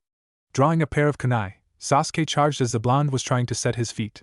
Clashing sounds rang in the clearing as Sasuke launched a flurry of attacks to keep the other boy distracted while he attempted to maneuver to blonde into an advantageous position. But Naruto had gotten almost as much out of the spars as Sasuke had. Working Black Mirage in a frenzied defense, he began slowly building up chakra. The sword waited patiently for the energy, passing the time creating flickers of light or false images to Sasuke's eyes to help cover for lack of skill Naruto possessed in using a sword. The blonde spent hours a day practicing, but you could only learn so much so fast. A moment later, a feint from Sasuke was enough for the Uchiha to get a kunai past his defense and stab the blonde in the arm. Poof. Cursing at his opponent's use of Kawarimi no Jutsu, Sasuke closed his eyes, listening intently. One of the few things that Team 7 had learned was that Black Mirage controlled light, not sound. If you could hear Naruto, then you knew where he was. The problem was that Naruto was incredibly good at sneaking around when he tried. The crowd of ninja watched, interested. The jounin instantly figured out what he was doing, and most of the genin did too. The jounin and Niji were the ones to spot the odd shimmer approaching Sasuke from an angle on the left. Once in position, the shimmer swung, belting Sasuke upside the head with the flat of the blade. Naruto moved to take advantage, but he moved too quickly and Sasuke caught a glimpse of the blurred shape of the corner of his eye and kicked out. Naruto howled and dropped as the kick nailed him in the knee. Both boys lost their weapons as they launched themselves at each other, locking into a grapple. Fists and elbows flew as they both tried to pin the other long enough to reach for something sharp. Sasuke's greater skill left him on equal footing with Naruto's gobs and gobs of experience in bare-knuckle brawling. Seeing the two tumbling across the clearing trying to beat each senseless quickly got more than a few laughs from their audience. Black Mirage was not happy about being let go, but as much as he didn't like it, swords weren't exactly an ultra-close range weapon. Fight dirty Naruto. Nobody cares about cheap tactics as long as you win. Thunk. Winces abounded among the men as Sasuke let out a pained yelp and let go of Naruto reflexively. He fought down the instinct quickly, but the lost grip ended the fight for him. Seconds later, Naruto had Sasuke in a chokehold.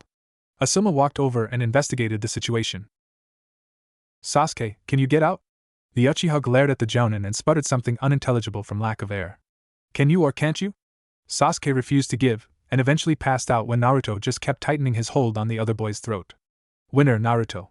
It took a bit of work to separate the two boys, given their stubborn attempts to lock down each other, but it got done.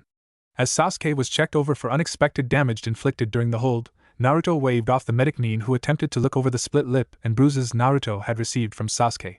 Naruto had always healed fast, and he didn't want the medic Nin to find slash or reveal the tender spot that was still carrying around from Kiba's first hit. Alright. Who wants to go next? No one stepped forward. Anyone? Kakashi turned to Sakura. Why don't you go next, Sakura? The pinkette winced. I don't want to. Sakura had learned the hard way that she couldn't take either of her teammates. Sasuke was far too skilled and Naruto could take anything she could throw at him and keep coming. I've been fighting Sasuke and Naruto all week, can't you just judge me off that? Kakashi eyed her. You didn't do very well in any of those spars. Are you sure you want me to report that? Sakura nodded. If that's what you want. Kakashi smiled at the others.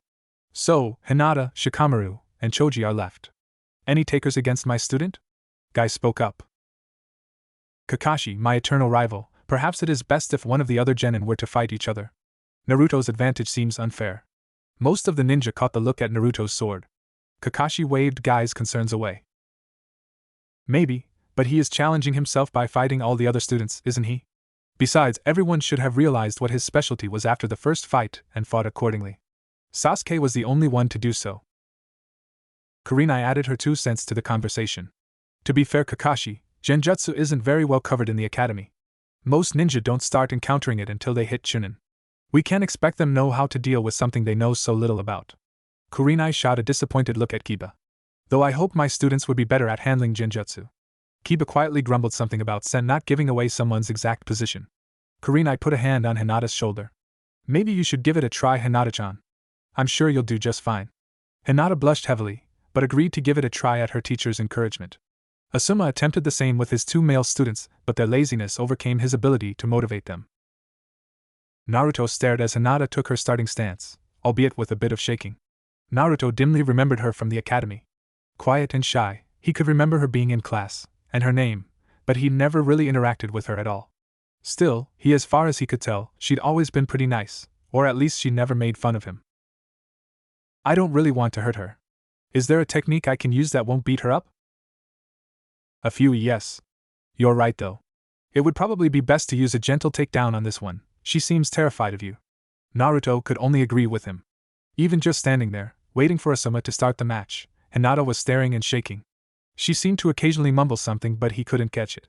Weirdly, she was flushed, rather than pale, but still, he couldn't think of anything else that caused a reaction like. Black Mirage had an idea, but he was more used to controlling and destroying people instead of helping them.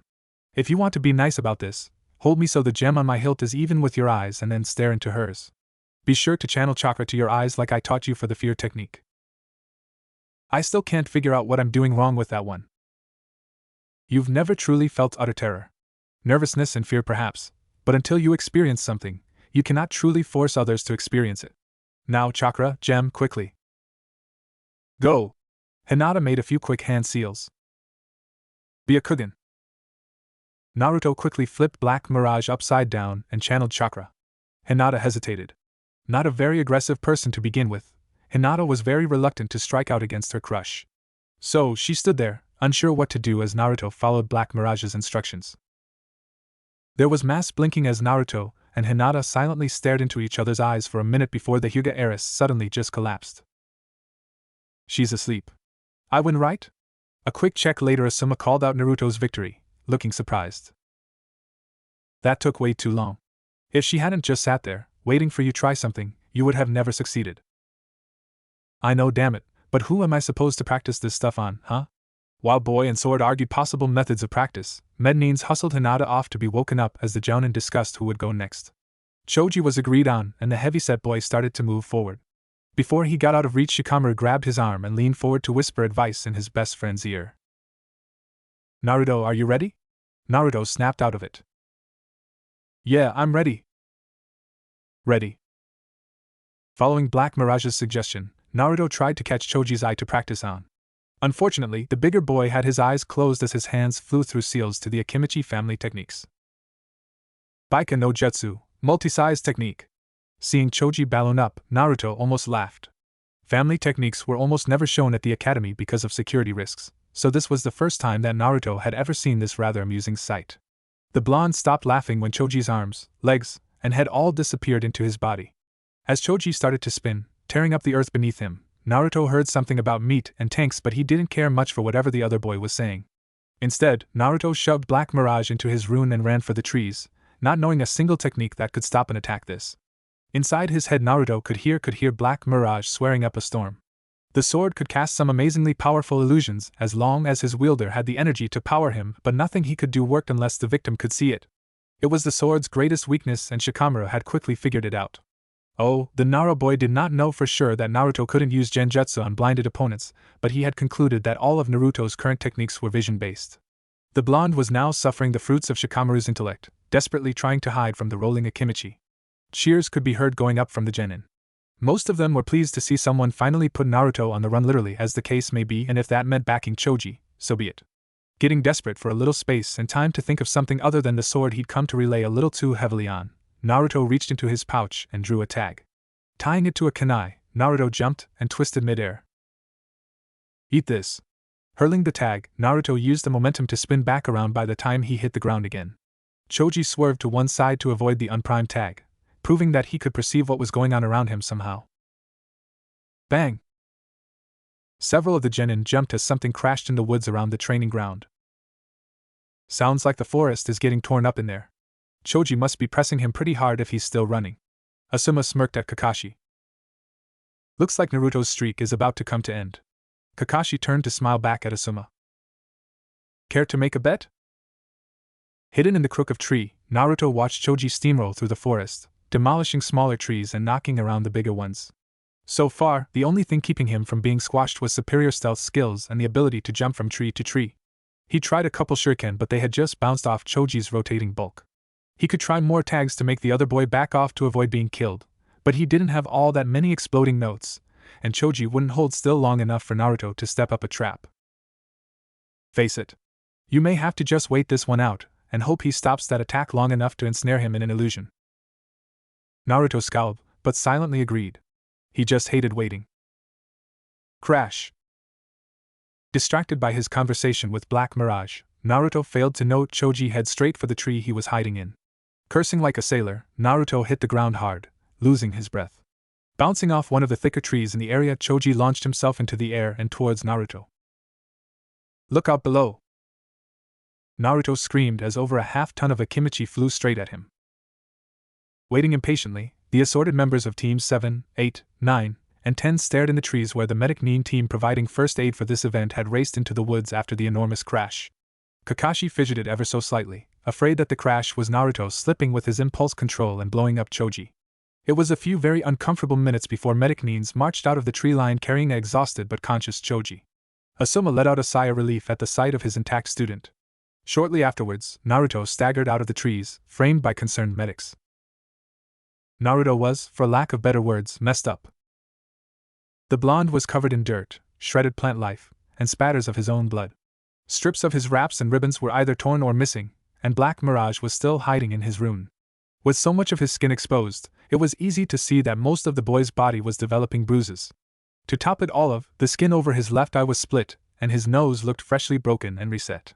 Looking barely aware of his surroundings, Naruto was led back to the main group. Naruto? The blonde seemed to snap into focus at the sound of his name. Uh-huh. You okay? Naruto managed a nod.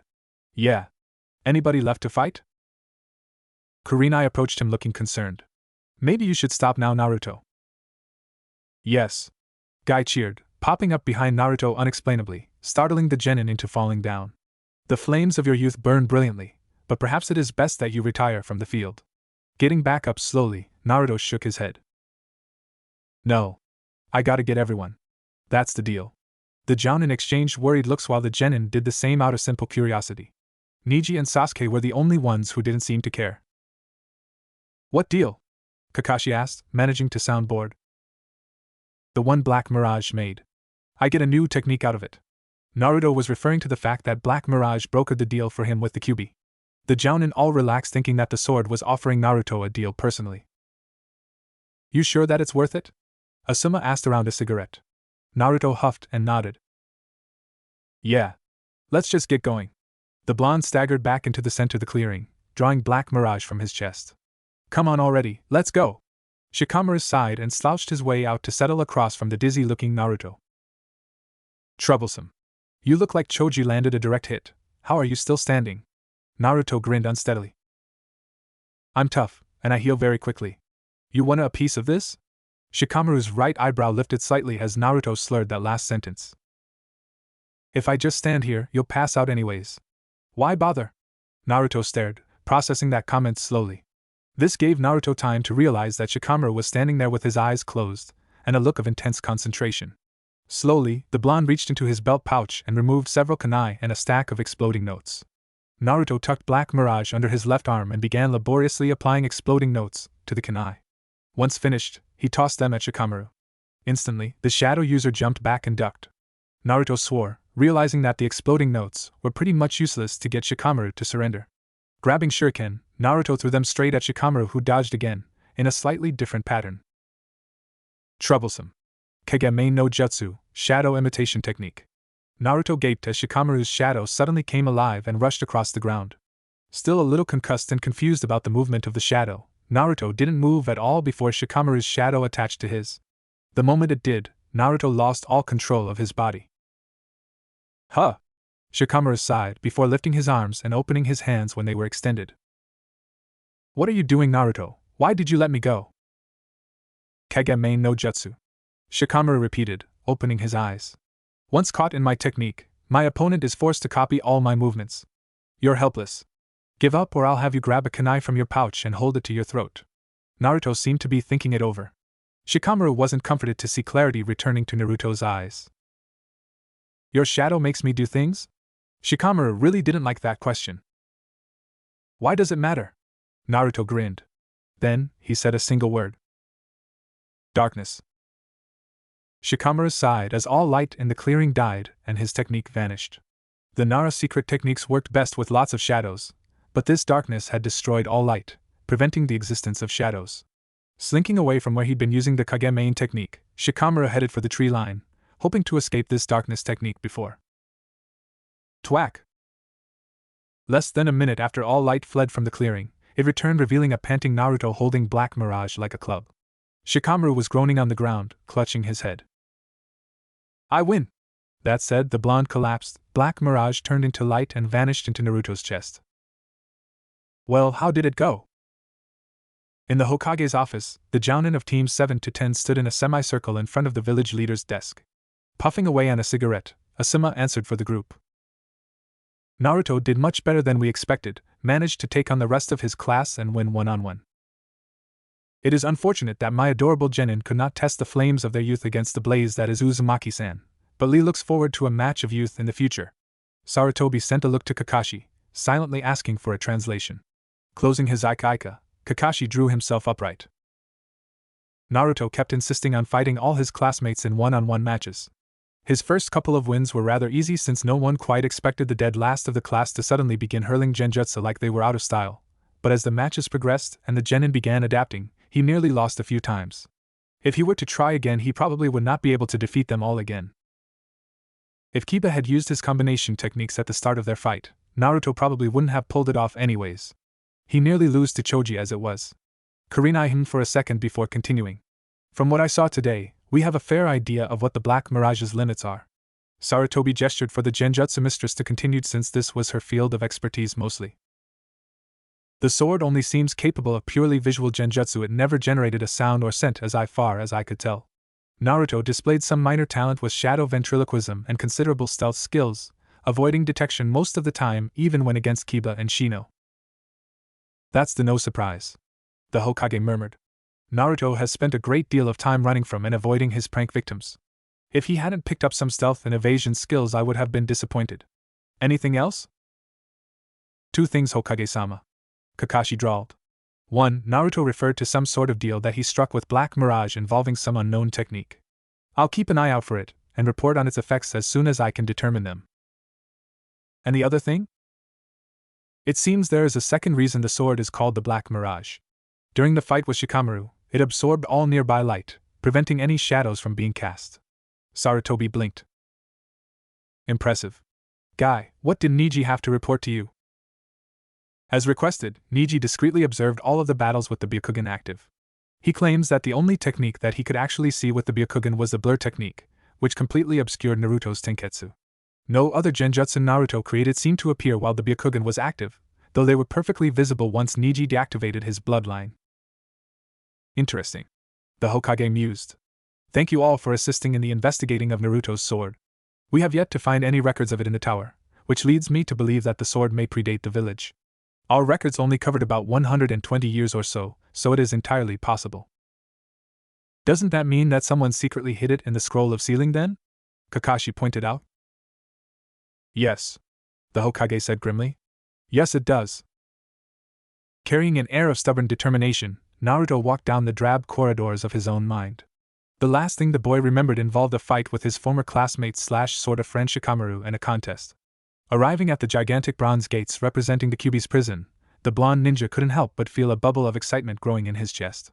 The fox had promised a technique if he defeated his classmates, a victory he had pulled off due to luck and surprise and not something he looked forward to again. Still, despite his excitement, Naruto was also feeling a great deal of doubt. The nine-tailed beast had promised to teach him a technique, but would the living disaster keep his word? Here for your lesson already, human? Naruto jabbed a finger at the demon lord, shouting his response. Damn right I am, and don't try anything funny. You promised me a technique and I better get one. The Kyuubi snorted in contemptuous amusement of the human's demands. If I were to try anything funny, brat, I truly doubt your minuscule human brain would be able to comprehend it. The Yuko's massive eyes narrowed. Still, as even you know, a promise must be kept. And since you have had the sense to attempt to ape your betters, the cunning Kitsune, I have decided to attempt to teach you the most basic of Kitsune attacks. Kitsune Bai. Naruto gaped. How am I supposed to learn Kitsune techniques? You contain the greatest of all foxes, brat. If there is any hairless ape in this world capable of Kitsune magic, it is you. Now pay attention, human. I have no intention of repeating myself. Shaking away any doubt or confusion, Naruto listened intently as the King of Hell described how to use and control his people's most iconic attack technique.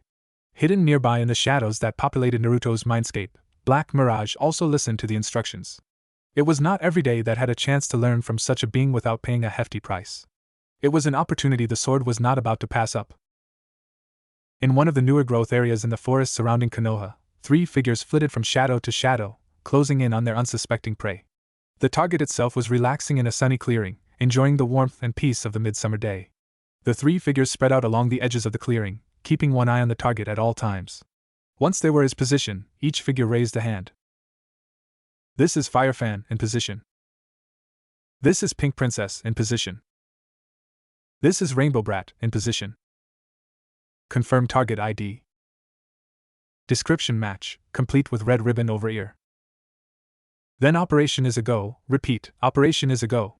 At this, all three shadow-concealed figures leapt towards the target, revealing the genin of Team 7.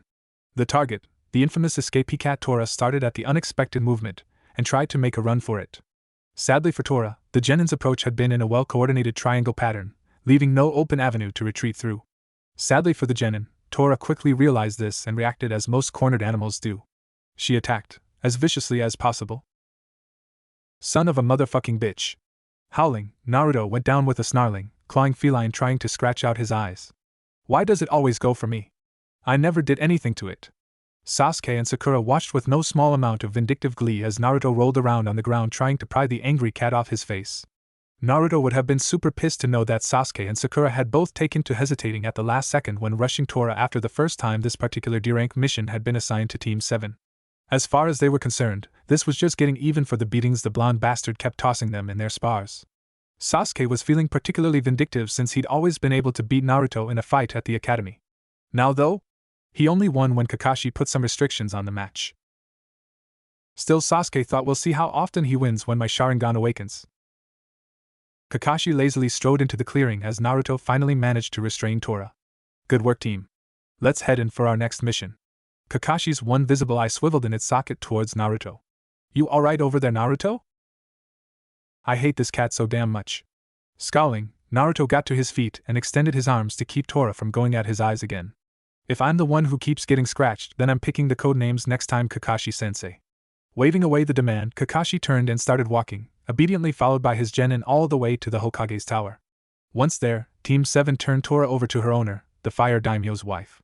Distracted by trying to memorize the sight of Tora being squeezed to the brink of death, Naruto almost missed hearing Sarutobi listing of possible missions for them to take. Babysitting, picking up groceries, unloading a merchant caravan. Stop! The Hokage quirked an eyebrow at the sudden outburst from Naruto, but he really wasn't surprised at all. At least he had the sense to wait until the daimyo's wife left. That old rumor monger would have never left if she sensed something potentially juicy. I take it you have something you want to say, Naruto? Hell yeah. I'm tired of these dinky kitty jobs. Give us something harder, old man. Me and Mirage need a challenge. Black Mirage mentally growled his agreement with the sentiment, badly craving conflict now that he was out of the scroll and in the hands of a true wielder. Sarutobi smiled slightly as Naruto went on a rant about how he'd never be Hokage if he never did anything cool. It was nice to see that the boy was as lively and feisty as ever. Well, if you feel that way, perhaps I could find you something a little more challenged than walking dogs. There were quite a few shocked expressions around the room at the Hokage's statement. Everyone in the room had figured that the village leader would kindly turn down Naruto's demand. Hokage-sama, are you sure that's a wise idea? After all, Team 7 only recently graduated. Sarutobi chuckled, waving away Irika's concern. Team 7 is an exceptional group, Irika-kun, as you know. Besides, I do have a rather easy C rank in mind for them. Tazuna, come in please. Hearing the name, Naruto discarded any idea of guarding a princess, but was still holding out hope for a daimyo's relative when a pudgy, aged drunk staggered into the room.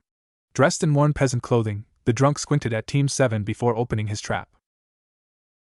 These better not be my guards. It's just a bunch of brats. And that short one looks like a retard in that get-up. Naruto might have been briefly distracted by comparing heights had not Tazuna mentioned the outfit. Giving Mirage a mental command, Naruto thrust his hand forward.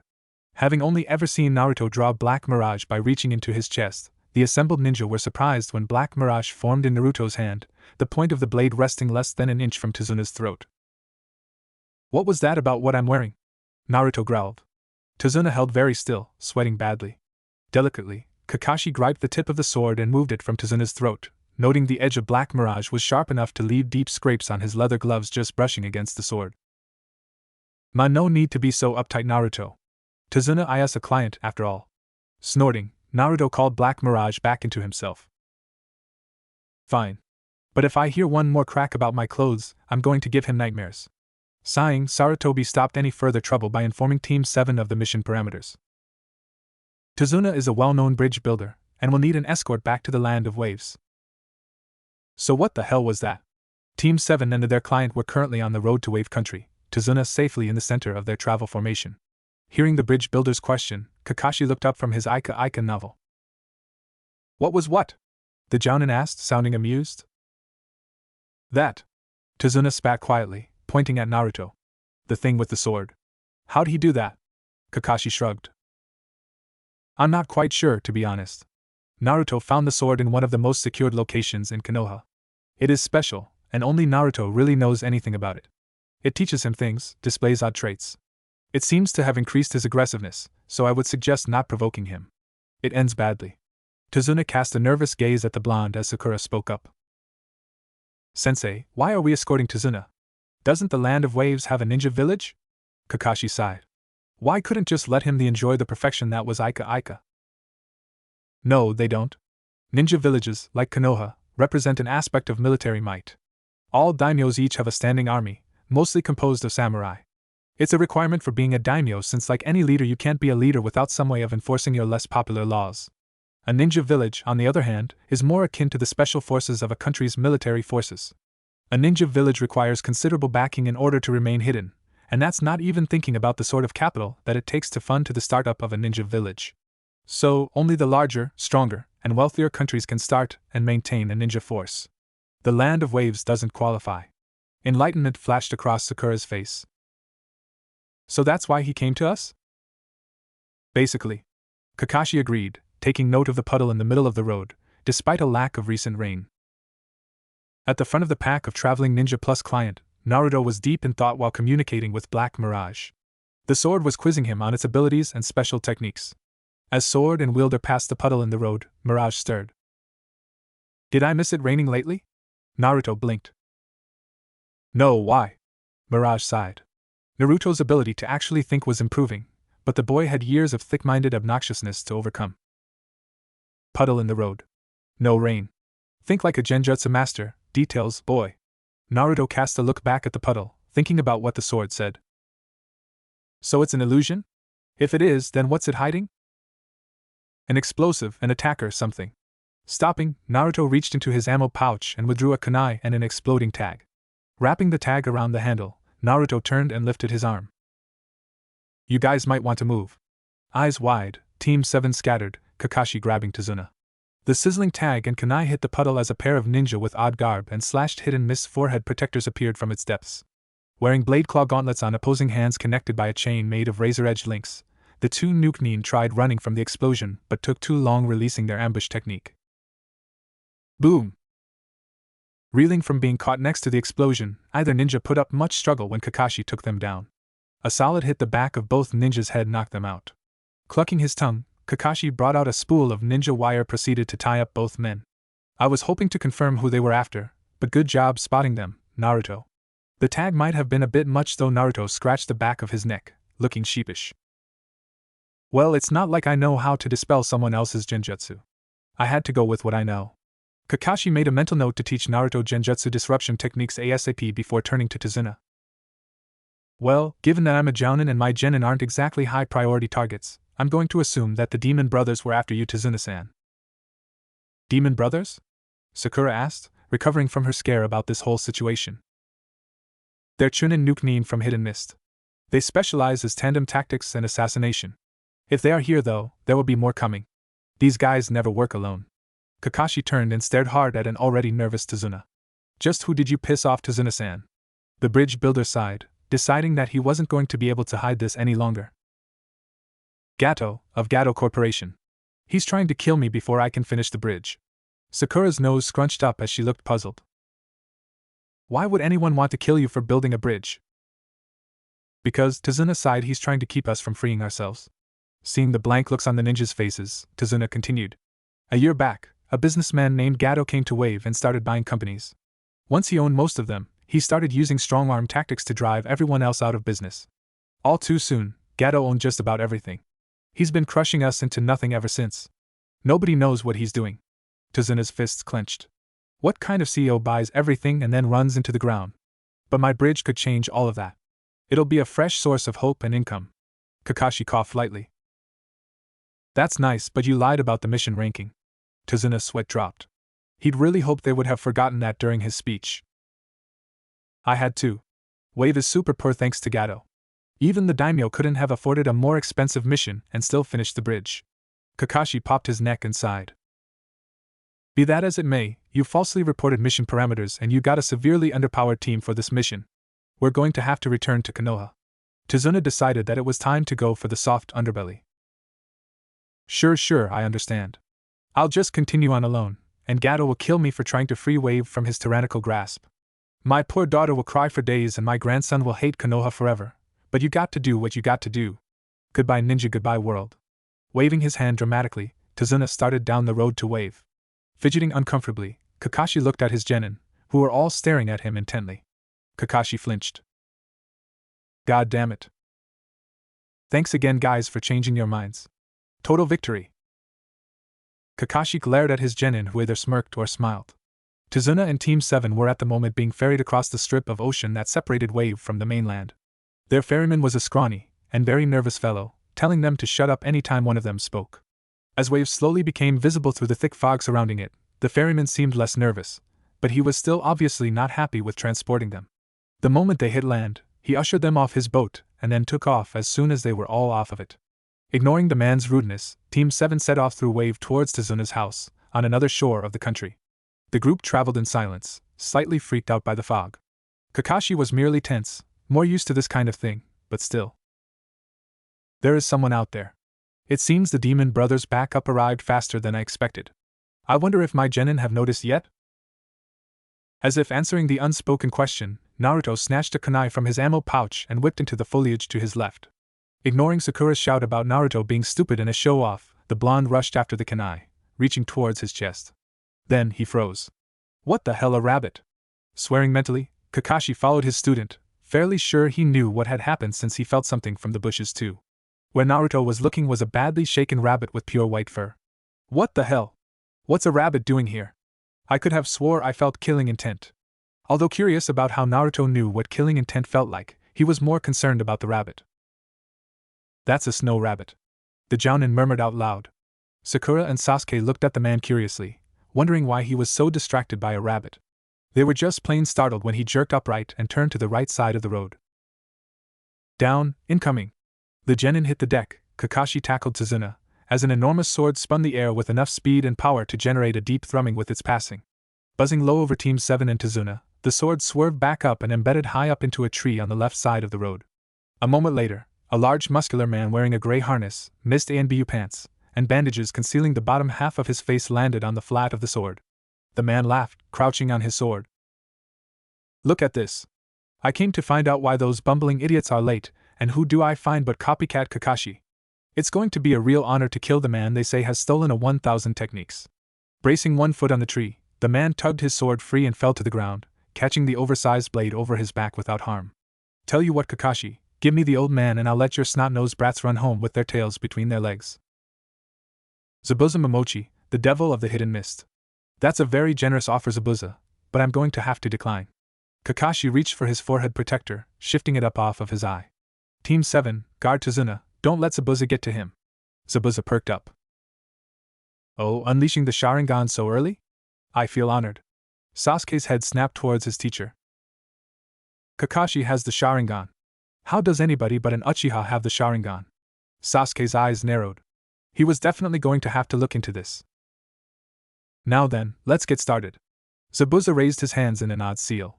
Kirigakyu no Jutsu, hidden mist technique. The already thick fog increased until it was like a heavy soup. Condensation instantly beaded on all available surfaces. The sudden increase in the fog was promptly followed by a voice and a massive killing intent. 8 points. Zabuza's voice echoed out of the fog: the larynx, spine, lungs, liver, jugular vein, collarbone, kidney, and heart. All lethal points. Tell me, how do you want to die? Don't listen to him, Kakashi shouted. Zabuza is a master of silent killing. If you panic at all, he will kill you before realize that you're dead. Besides, he said, flaring his chakra so powerfully it blew back the fog, revealing a pond nearby. I won't allow anyone on my team to die. Zabuza laughed. Too bad, I'm going to make a liar out of you. In a blur of speed, Zabuza appeared, ready to cleave through the genin and Tazuna. Die. Kakashi took off like a shot, planning to stab the man in the gut before he could swing. Long before the leaf Jounin made it, Naruto thrust his palm at Zabuza. Eat this, asshole. In a bright flash of light, black mirage formed in the blonde's hand, plunging deep into the Nuke-Nin's torso. Kakashi petered to a stop, surprised. He hadn't thought Naruto would have reacted that fast. The impaled Zabuza gurgled, before bursting into water and soaking the ground. Kakashi swore as the genin looked on, shocked. Oh, Zabuza said from the fog, sounding amused. So one of the brats has a sword? Where did you get it, boy? Out of your father's closet. Although he wasn't showing it, Zabuza was rather interested in where the blonde had been hiding the blade. He could see some nice uses for that little trick. Naruto growled into the mist. I earned this sword, you eyebrowless freak. Why don't I show you how? Letting loose with his own not inconsiderable burst of killing intent, Naruto's form shimmered and he stepped into the mist, invisible. Kakashi and Zabuza both wore identical expressions of shock, though they couldn't see it. After a moment, Kakashi allowed himself a chuckle. He of all people knew how effective copying people was at throwing them off their game. Zabuza's reaction was considerably less reasonable. What the fuck? That brat is a genjutsu/kenjutsu user. Who the hell taught him that? Calming down, Zabuza focused on his hearing, planning on spitting the brat the moment he heard something. Back with Kakashi and Tazuna, Sasuke and Sakura were both a hair's breadth away from screaming in utter terror. Zabuza, Kakashi, and now Naruto, all throwing their killing intent around? It was like being an extra in a slasher movie and knowing you were going to get axed to increase dramatic tension. I can't stand this, Sasuke thought, trembling and reaching for a kunai. I have to get away from this, even if I have to kill myself. Raising the kunai to his throat, Sasuke was about to slit his own throat when Kakashi spoke up, moving closer to Tazuna and the two remaining genin. It's alright, Sasuke. You'll be fine as long as I'm here. Naruto is in the mist, watching out for all of us. It took some more comforting, but Sasuke lowered the kunai, but continued to shiver. He was still better than Sakura, who had completely shut down in fear. The girl wasn't even twitching. Shit. I forgot how badly some genin respond to killing intent the first few times they get hit with it. Naruto is holding up surprisingly well. Maybe I could get him to help me build up his teammates' resistance.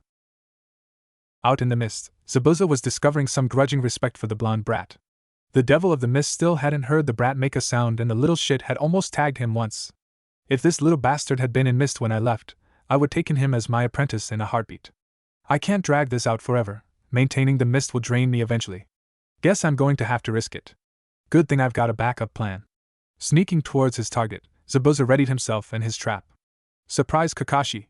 Lunging out of the mist, Zabuza went on the full attack, knowing the brat was coming for him. A lightning-fast exchange between his head cleaver and Kakashi's kunai took place, ending with Zabuza using the weight his blade to force the leaf jounin into a poor stance before lashing out with a kick that hurled the copy nin into the pond. Racing after the jounin, Zabuza felt a light sting across his back. He actually tagged me. Not bad for a little genin.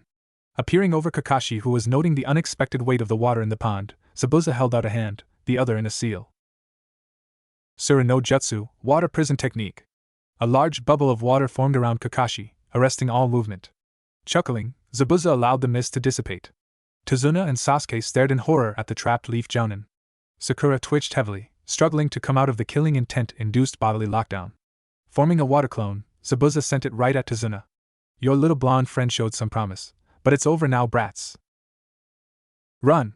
Kakashi shouted. Take Tazuna and get out of here. I don't think so. The water clone shouted, charging Sasuke.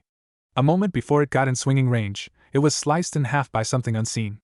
As Zabuza swore, Naruto's voice echoed out of the trees in the same way that Zabuza's had earlier. Sasuke. I'll cover you. Fireball that asshole. Grinning evilly, Sasuke raced to the edge of the pond and started flashing through seals.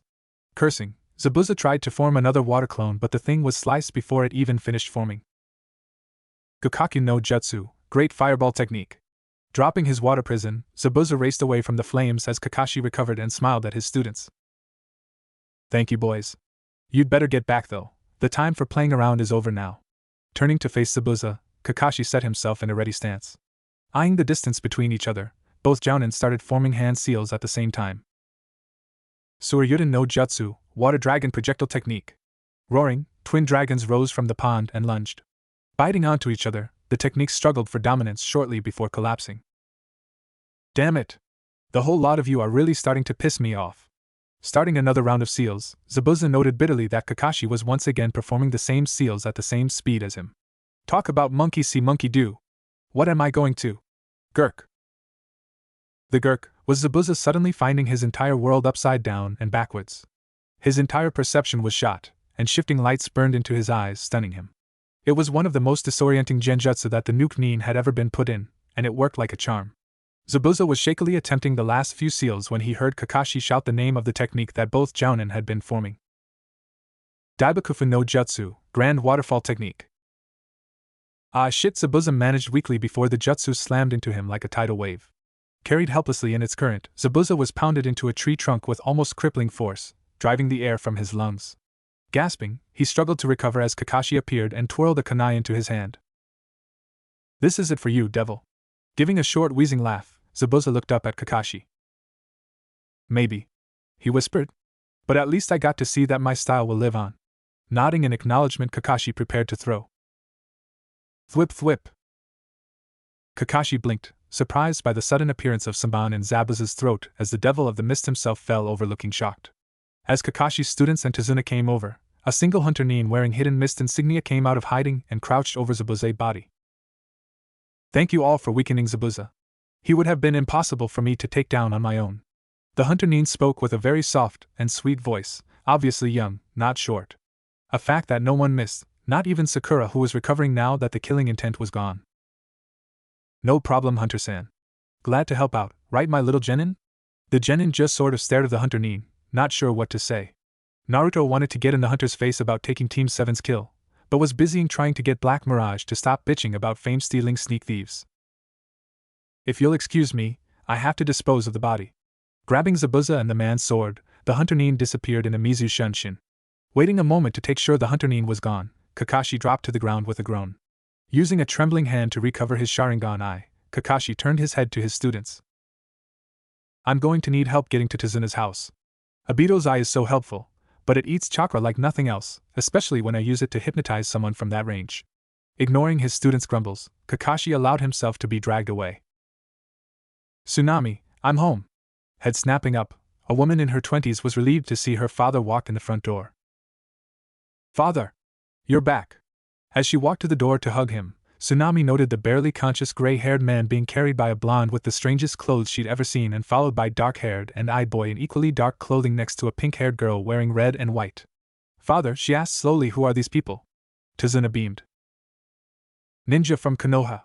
They escorted me all the way here and they saved my life from a couple of Gato's hired assassins. Tsunami's eyes widened in shock before she turned and bowed to the ninja. Thank you for saving my father. Kakashi half raised a hand in a poor wave, too tired to manage anything more. Rolling his eyes, Naruto addressed the lady of the house. Do you have somewhere I can put him? He's getting heavy. Giggling in amusement at the put-upon look that Kakashi managed, Tsunami led the ninja to the guest rooms upstairs. After telling them where all the important, day-to-day things were, she left them to themselves. After the door closed, Kakashi fixed his student with a firm look. Zabuza isn't dead. What? Naruto winced badly after Sakura's startled screech. Black Mirage was going apeshit inside his head. Sakura, please don't do that. It makes me want to kill you. Cutting off any argument with a glare and a quick shot of killing intent, Kakashi continued. I was thinking about it the whole way here.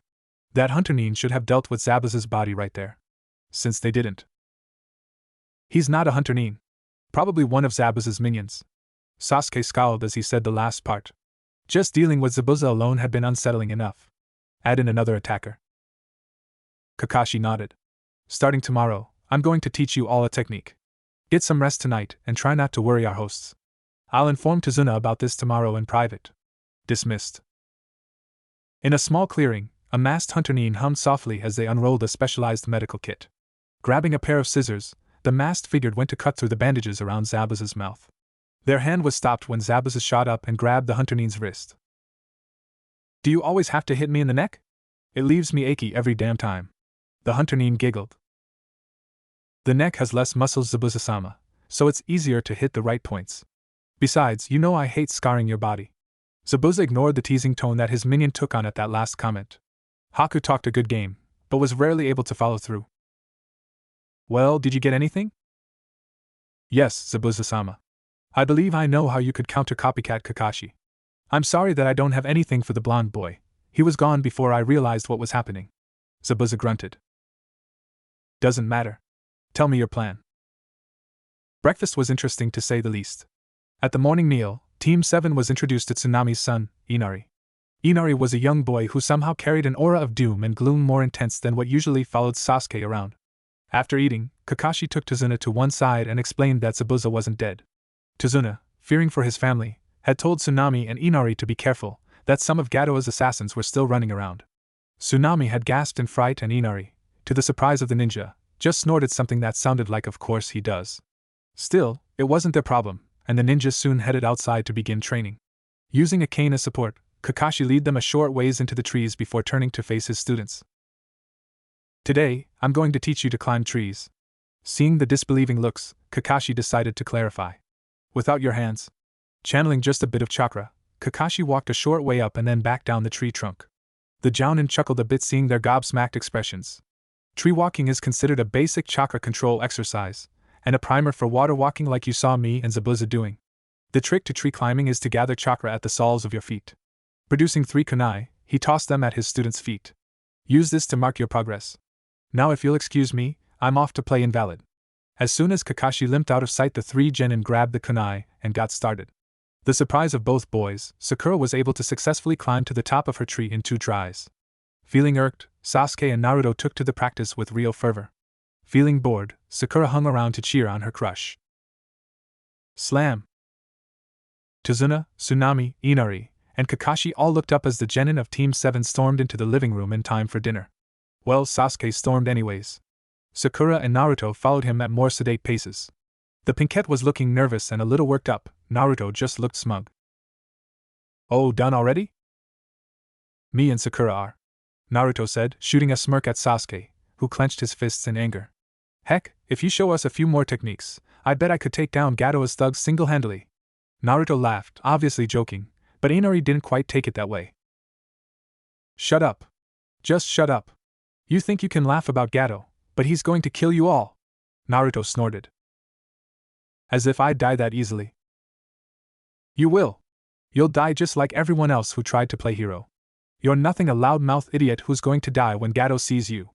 Inari was vent some serious issues with his speech, making everyone but Naruto feel uncomfortable. I don't even know why you think you're here. It's not like a bunch of stupid ninja would care or understand how we're suffering. Kakashi winced as he watched Inari stumble on one of Naruto's button and mashed the hell out of it. Crack!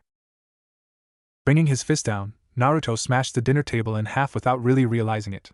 The blonde and his sword were both furious at this mewling brat, their deep-seated agreement boosting Naruto's abilities. As Black Mirage snarled at Inari for insulting them, Naruto decided that the boy needed a little lesson on the realities of life. You're just a spoiled little brat, aren't you?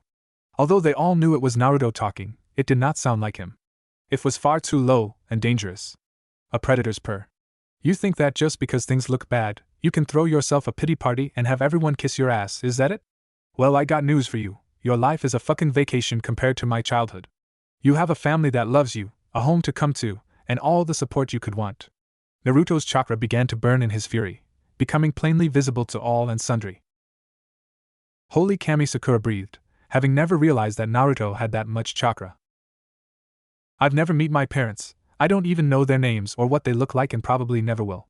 When I was 4, I got kicked out of the orphanage for being a monster. I lived on the streets for a month before our village leader realized I was missing. I've lived by myself, been all alone, ever since, surrounded by people who hate me for something that happened the day I was born. Naruto raised his head and everyone, including Kakashi, gasped upon seeing that the blonde eyes were now slit like a cat's and that his iris had been replaced by a swirling rainbow of color. Do you have any fucking idea, brat, what it's like to look at a crowd and know that every single person you can see wants you to die? I do. I've known what that's like since I was 5, before I ever set foot in the academy, and started on my ninja path. Suppressing a full-out snarl, Naruto turned and stalked out the door, firing one last comment over his shoulder as he went. Piss and moan all you want, Inari. I'll be around, working my ass off to make my life a better place. An awkward silence filled the house after Naruto's departure, until Sakura worked up the nerve to ask her teacher a question. Sensei, why did Naruto say all that? Kakashi huffed, but didn't dare ignore her. The last thing the village, and Naruto, needed was someone poking into the blonde's past. Because it's true. Naruto has had a very harsh life, and has been almost completely alone for most of it. I wouldn't suggest that either of you pry into it. Naruto is very private about certain things, and his past is one of the few things that sets him off, in a nasty way. Sasuke weighed in on the conversation, allowing only hints of curiosity into his voice. What did he mean when he said that people hated him for something that happened the day he was born? Kakashi looked to heavens for strength, forgetting that there were civilians in the room before answering. Naruto was born the day the Kyuubi no Yuko attacked Konoha. He was born at the worst time, and sometimes people just need something to hate. Nobody talked after that. Deep in the woods, Naruto raged, Black Mirage in hand. Screaming and howling to the sky, the two attacked everything in sight. Mirage's razor edge cut through the thickest of trees and knottiest of brush tangles while flashes of translucent blue flame scorched the earth and stones. Stumbling into a natural clearing, Naruto and Black Mirage let go of their anger in a final burst, a wave of blue flames reducing everything to sooty shambles.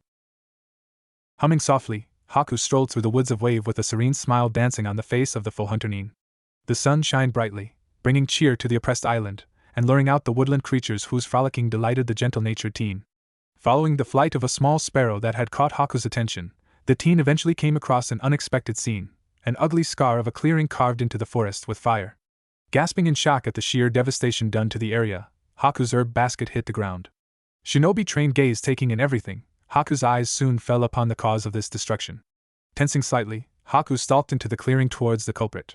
It was, Haku noted, one of the boys from the Genin team, the blonde one who was a budding Kenjutsu master. Zabuza-sama seemed to think he was anyways, and Haku had no evidence against Zabuza-sama's theory.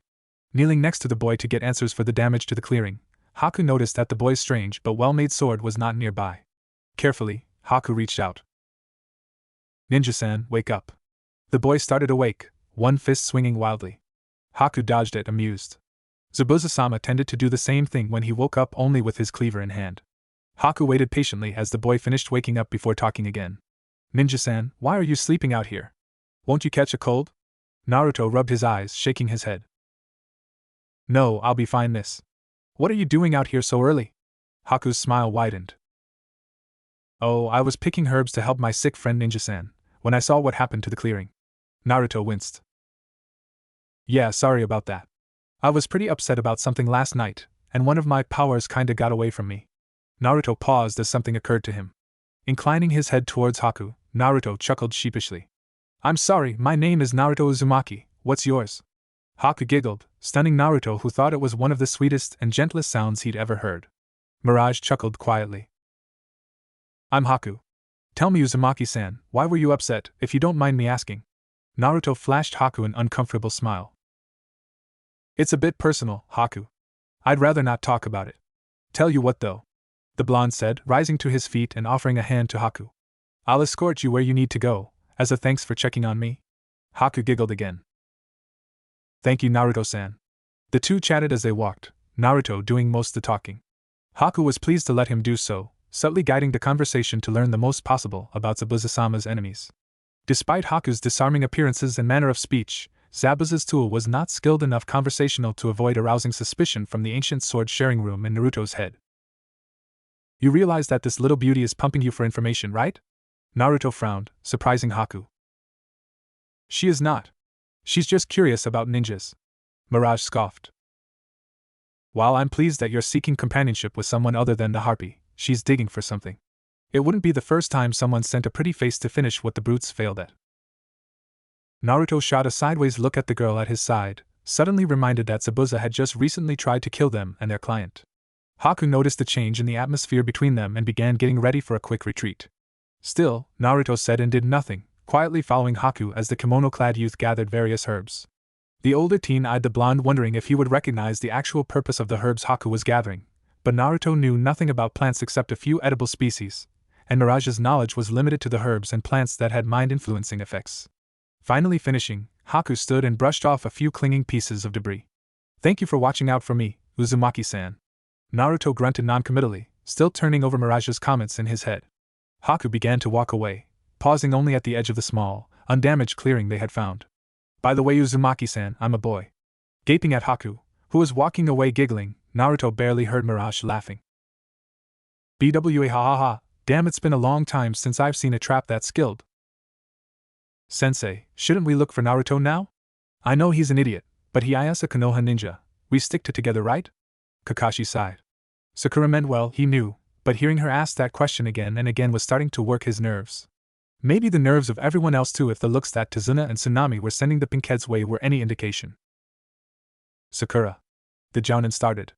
"Naruto will be fine. Given how angry he was when he left here yesterday, I actually pity anyone who bothers him right now."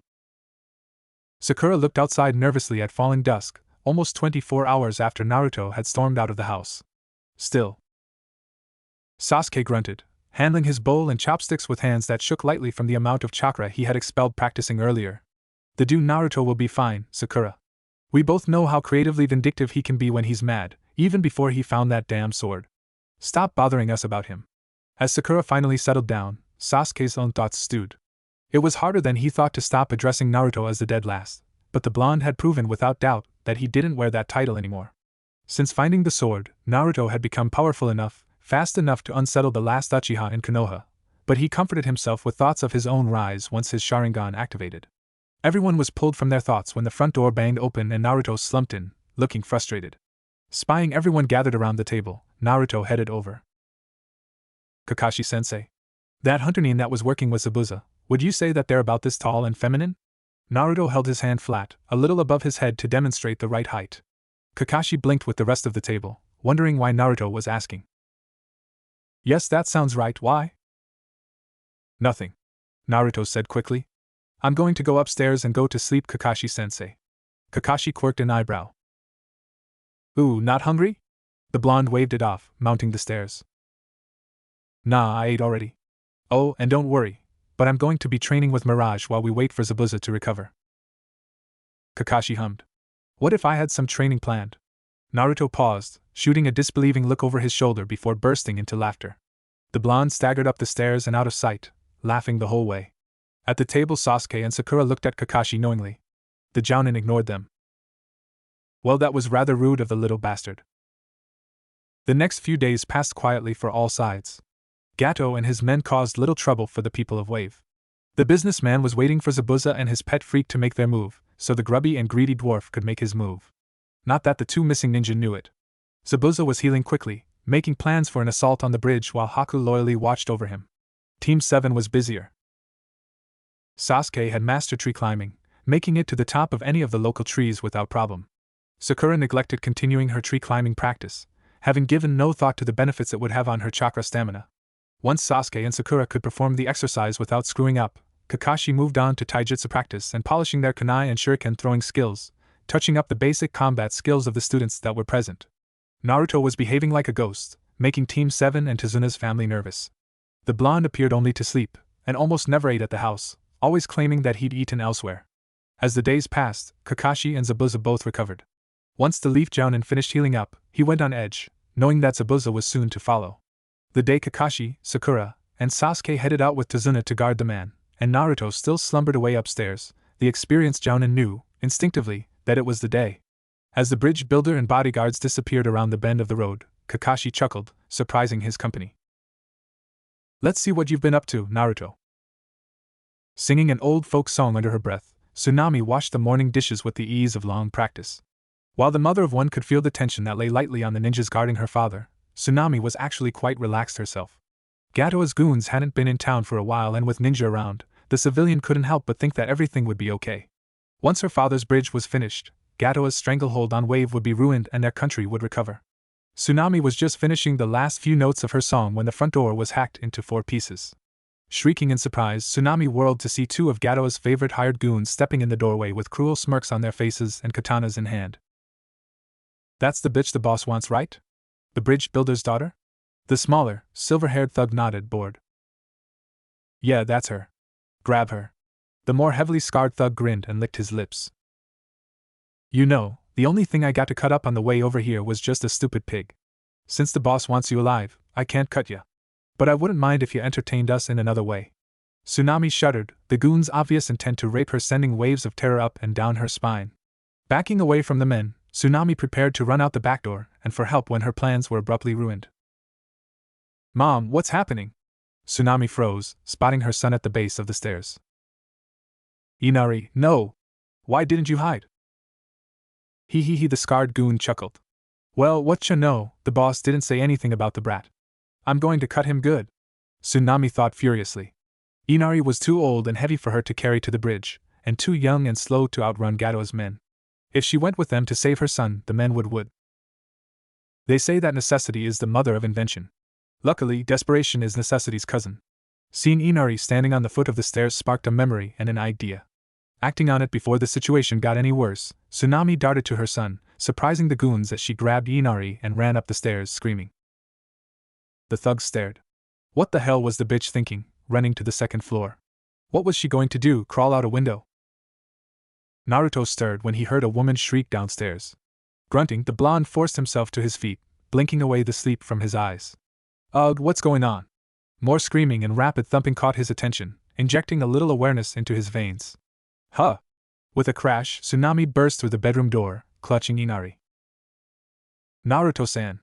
Gato's thugs are here, help us! Swearing, Naruto reached for his chest just as the bedroom door flew open again. Gotcha, bitch! You're going to suck our cocks for making us chase you, whore. Naruto's eyes went flat, and he pushed Tsunami and Inari behind him. Close your eyes, you two. I'll going to take care of them.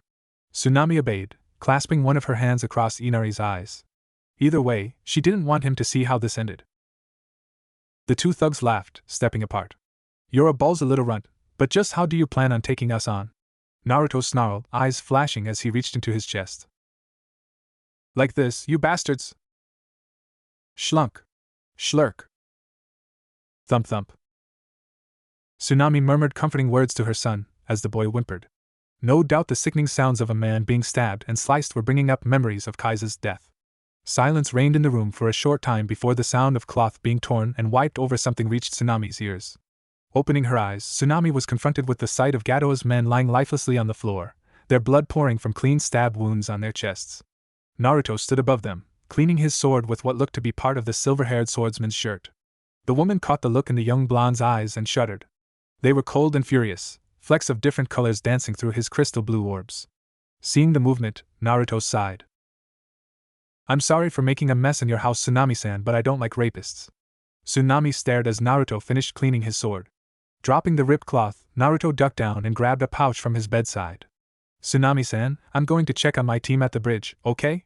Do you think you can make it to a friend's house and hide? Tsunami nodded. Yes, Naruto-kun, we'll take one of the older, hidden paths. We'll be fine thanks to you. Naruto smiled brightly, ignoring the fact that some of the spilling blood was starting to stain his sandals. You're welcome. Don't worry about that bastard Gato, after this, I'm going to take care of him myself. With that, Naruto turned and disappeared down the stairs. Once he was gone, Tsunami was quick to act, heading downstairs and away from the house, being sure to continue shielding Inari's eyes until the dead men weren't in sight anymore. Hidden in a tree at the very edge of Tazuna's lawn, Kakashi watched as Naruto rushed out of the house, wrapping bandages around his limbs as he ran.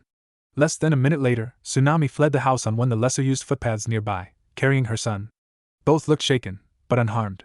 Sighing, Kakashi, or at least a Kagebushin, shadow clone, of him slipped into the house to figure out what had happened before following and protecting the client's family.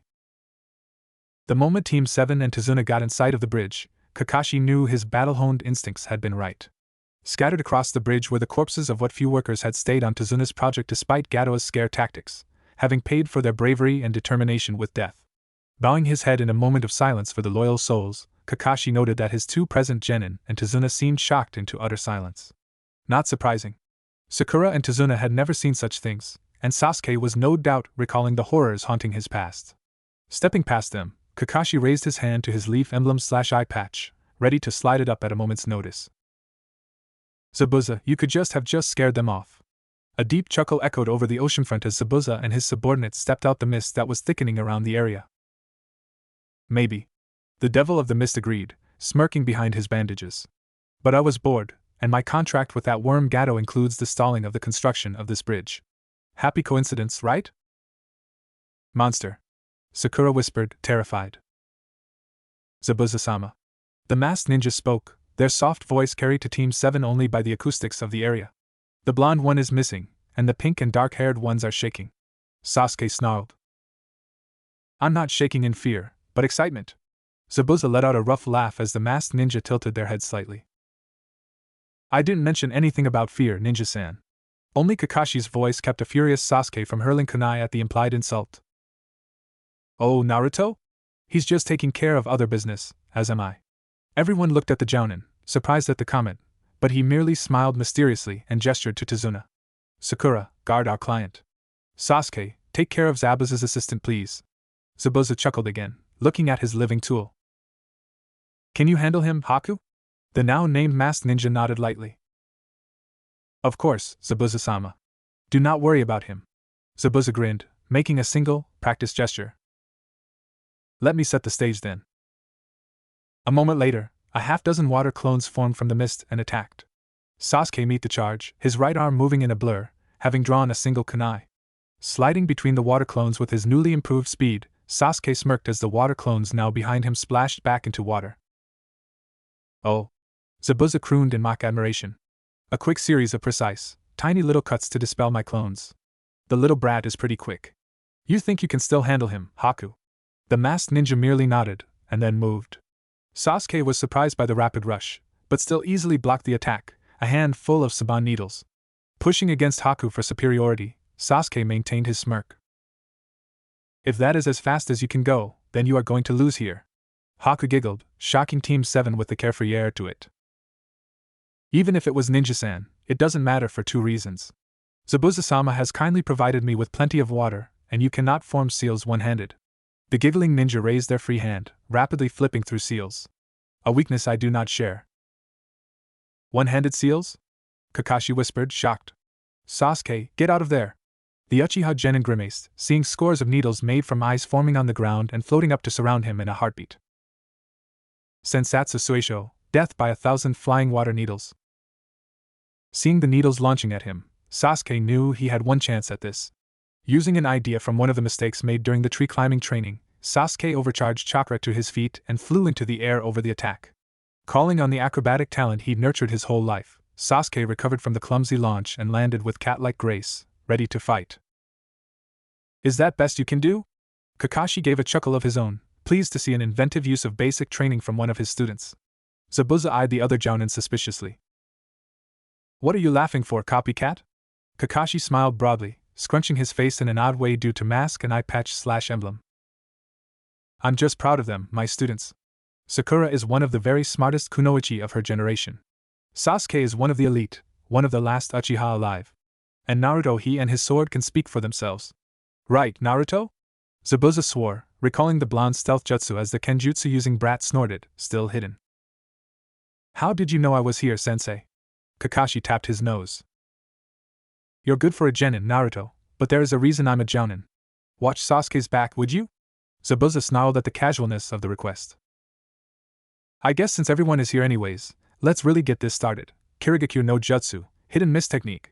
With that, the mist thickened until no one could see, and the real battle started. Tell me, copycat, do you really think your little genin are going to be able to beat Haku? Kakashi's jaw muscles twitched, as he kept his ears peeled for the slightest sound. Why wouldn't they? You seemed rather impressed with Naruto before, and Sasuke isn't exactly weak. Maybe. Zabuza chuckled. But Haku isn't just a minion of mine. Haku is my greatest weapon.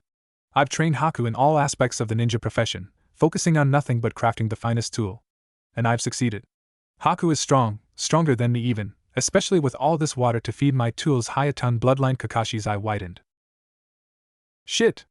I knew it was unlikely to see someone other than a snow ninja using ice techniques, but a true bloodline. I need to get over there now. Neither of them are ready to fight an elemental bloodline. Suiting action to thought, the silver-haired jounin started running to his students. 3 steps forward, the mist of Kakashi's left boiled with movement, and Zabuza's cleaver descended to chop the leaf ninja in half. Swearing, Kakashi twisted his torso and flexed his legs in a desperate move to avoid being cleaved in twain. The maneuver kept him alive, but he came away from the exchange with a long slash across his chest. Damn it. Nice try, copycat. But let the brats play. You and me are going to finish what we started, and this time you won't be getting much use from that eye of yours since mine are closed. Not good. Speaking of things getting finished, there was a grunt in the mist, followed by a loud crash of steel on stone and a loud yelp of fright. You're not bad, leaf brat, but I'm the devil of the bloody mist. A true master of silent killing. If you want to die, step over here again. Naruto! Kakashi shouted. Stop trying to get yourself killed and help Sasuke, your teammate needs you. But sensei, if we take down Zabuza, we can all jump Haku. Isn't that a better plan? Naruto, your plan to fight Zabuza wouldn't have anything to do with your desire to be famous, would it? In the mist, Zabuza quirked a hairless eyebrow in amusement at the silence that answered Kakashi's comment. As if the little brat would get credit for his death, even if these leaf bastards were strong enough to manage it. I'll go help Jackass, if it means that much to you. There was no sound of movement except. Kakashi dodged again, completely avoiding Zabuza's sword this time. Die, copycat! Sasuke peered into the thick mist uselessly, struggling to catch even a glimpse of his speedy opponent. Said opponent giggled, this mist distorting the sound, which pissed the Uchiha Scion off even further. Come out and face me, coward! The mist began to thin around Sasuke, causing some of his tension to slip away. It seemed the masked ninja was not a silent killing master, and planned on rejoining the fight. Tell me, Uchiha-san, why would I come out and face you, when I can do this? Tinges of fear crawled up Sasuke's spine as the last wisps of mist in the area were sucked into the icy structures that now surrounded the genin. I'm sorry it came to this, Sasuke-san, but I'm not well equipped to fight a Dijutsu user like you. Prepare yourself, Maku Hyushu, demonic ice crystal mirrors. Sasuke spun in a circle, observing the ice mirrors, noting that they covered all directions but underneath. Haku's image appeared in one of the mirrors, having stepped into it from the back. I do not like to kill, because it makes my heart ache. But against the Sharingan, I will harden my heart and slay you for Zabuza-sama. Haku's image appeared in each of the mirrors, every copy drawing Saban from their sleeves. But Sasuke thought as a storm of needles erupted inside the dome formed by the mirrors. I don't even have the Sharingan yet. Drawing a kunai in each hand, Sasuke's hands blurred as he attempted to block each and every needle seeking to pierce his skin. Dodging, twisting, jumping, bending, the Uchiha heir used every defensive trick he knew to avoid the worst of the metallic storm, kunai blocking the most of the rest. Still, a number of Saban found their way past his defenses and punctured his arms and legs. Damn it! Sasuke cursed, spotting the mirror images drawing more Saban. A second wave burst forth, scoring hits on nearly every part of his body as Haku adjusted the angles of attack. Is this the best that the Uchiha can do? Sasuke growled at the masked ninja, but said nothing.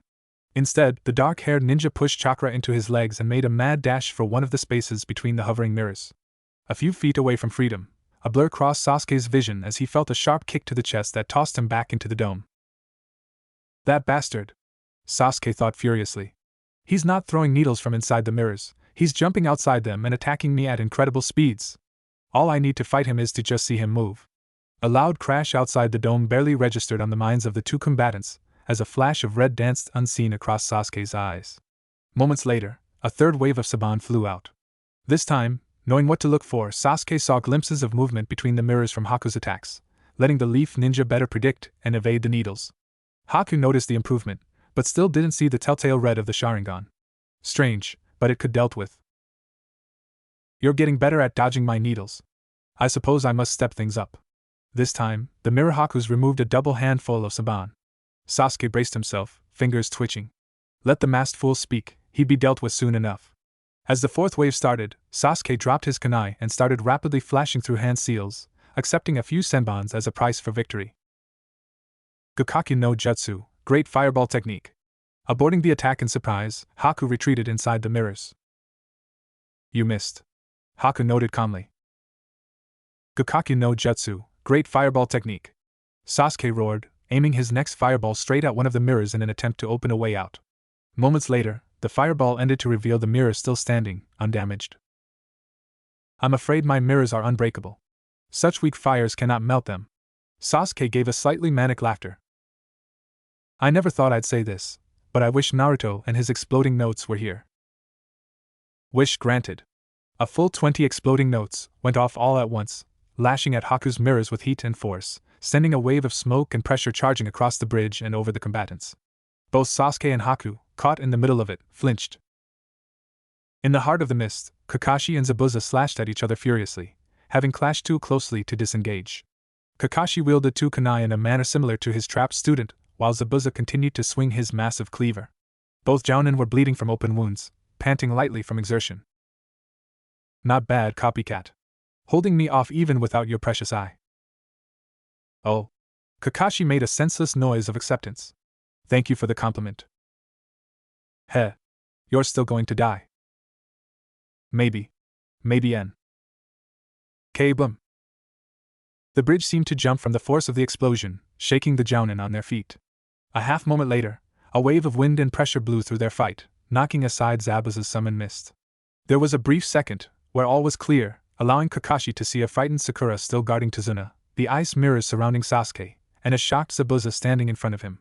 Seizing the unexpected chance, Kakashi drug his fingers through one of his wounds, and as the mist rolled back in, flicked the gathered blood on Zabuza. Just a little longer, students. This is about to end. Blinded by smoke, and deafened by the explosion, Sasuke nonetheless made his attempt at freedom. Running back to where he thought Kakashi-sensei was fighting, Sasuke kept his eyes closed to keep out the smoke as he neared an opening. While not a master of silent killing, Haku had been trained by one. Sasuke was about to pass between two mirrors when a handful of Saban flew across the dome and buried themselves in Sasuke's knees, dropping him instantly. Sasuke! Naruto shouted, having seen the painful attack. Haku jumped mirrors, appearing by Sasuke and then launching a kick that knocked the Uchiha back into the center of the dome once again. Tell me, boys, what part of my mirrors are unbreakable did you not understand? Naruto swore quietly. Between the mist, which he wasn't used to working with yet, Haku's mask, and all the jumping in and out of mirrors, the blonde had been unable to successfully weave an illusion around the enemy ninja. And now, Sasuke was disabled. With that many senbons in his knees, there was no way for Sasuke to walk, much less run. Naruto had to do something, now. I'm sorry, Sasuke-san, but allow me to end your pain. Haku flashed out the mirrors, senbon flying. Unable to dodge, crippled as he was, Sasuke stared as the gleaming needles rained down. I'm going to die. As the senbon slammed into Sasuke, the ninja's eyes turned red, a single tomo spinning in each orb. The newly awakened Sharingan burned for only a moment before its wielder collapsed, eyes closing as Sasuke slipped away into the darkness. Sasuke? Are you alright, Sasuke? I'm sorry, Ninja-san. But your friend is gone. Is this the first time you've seen a friend die? A form in the mist rippled, nearly becoming visible. He's dead? Haku nodded. Yes. I'm afraid so. Naruto felt himself start to shake as Haku began speaking of the pain of being a ninja, the suffering of life, the loss of one's heart, and the service of a ninja as nothing more than a tool. The masked ninja words poured into his ears as he stared at the body of his teammate, a spike of jagged emotions welling up in his heart. Sasuke was a bastard, a dick, a jerk, an annoyingly arrogant jackass, but he was Naruto's teammate, his fellow leaf ninja. Dead. Naruto-san? Haku's voice was questioning, trying to draw out the hidden blonde. The Hayatan user was beginning to run out of chakra, and needed to find Naruto to end this quickly. I'm going to hurt you. Naruto-san? Haku's only answer was an enormous column of bloody red chakra erupting from right next to one of the mirrors. At the edge of the bridge, Tazuna and Sakura trembled as the bloodlust in the air increased many times over, weighing down of the two until all it was they could to do to breathe and stand. What the hell is that? Zabuza muttered, shocked by the rampaging killing intent and the swelling, tainted chakra radiating from the other fight on the bridge.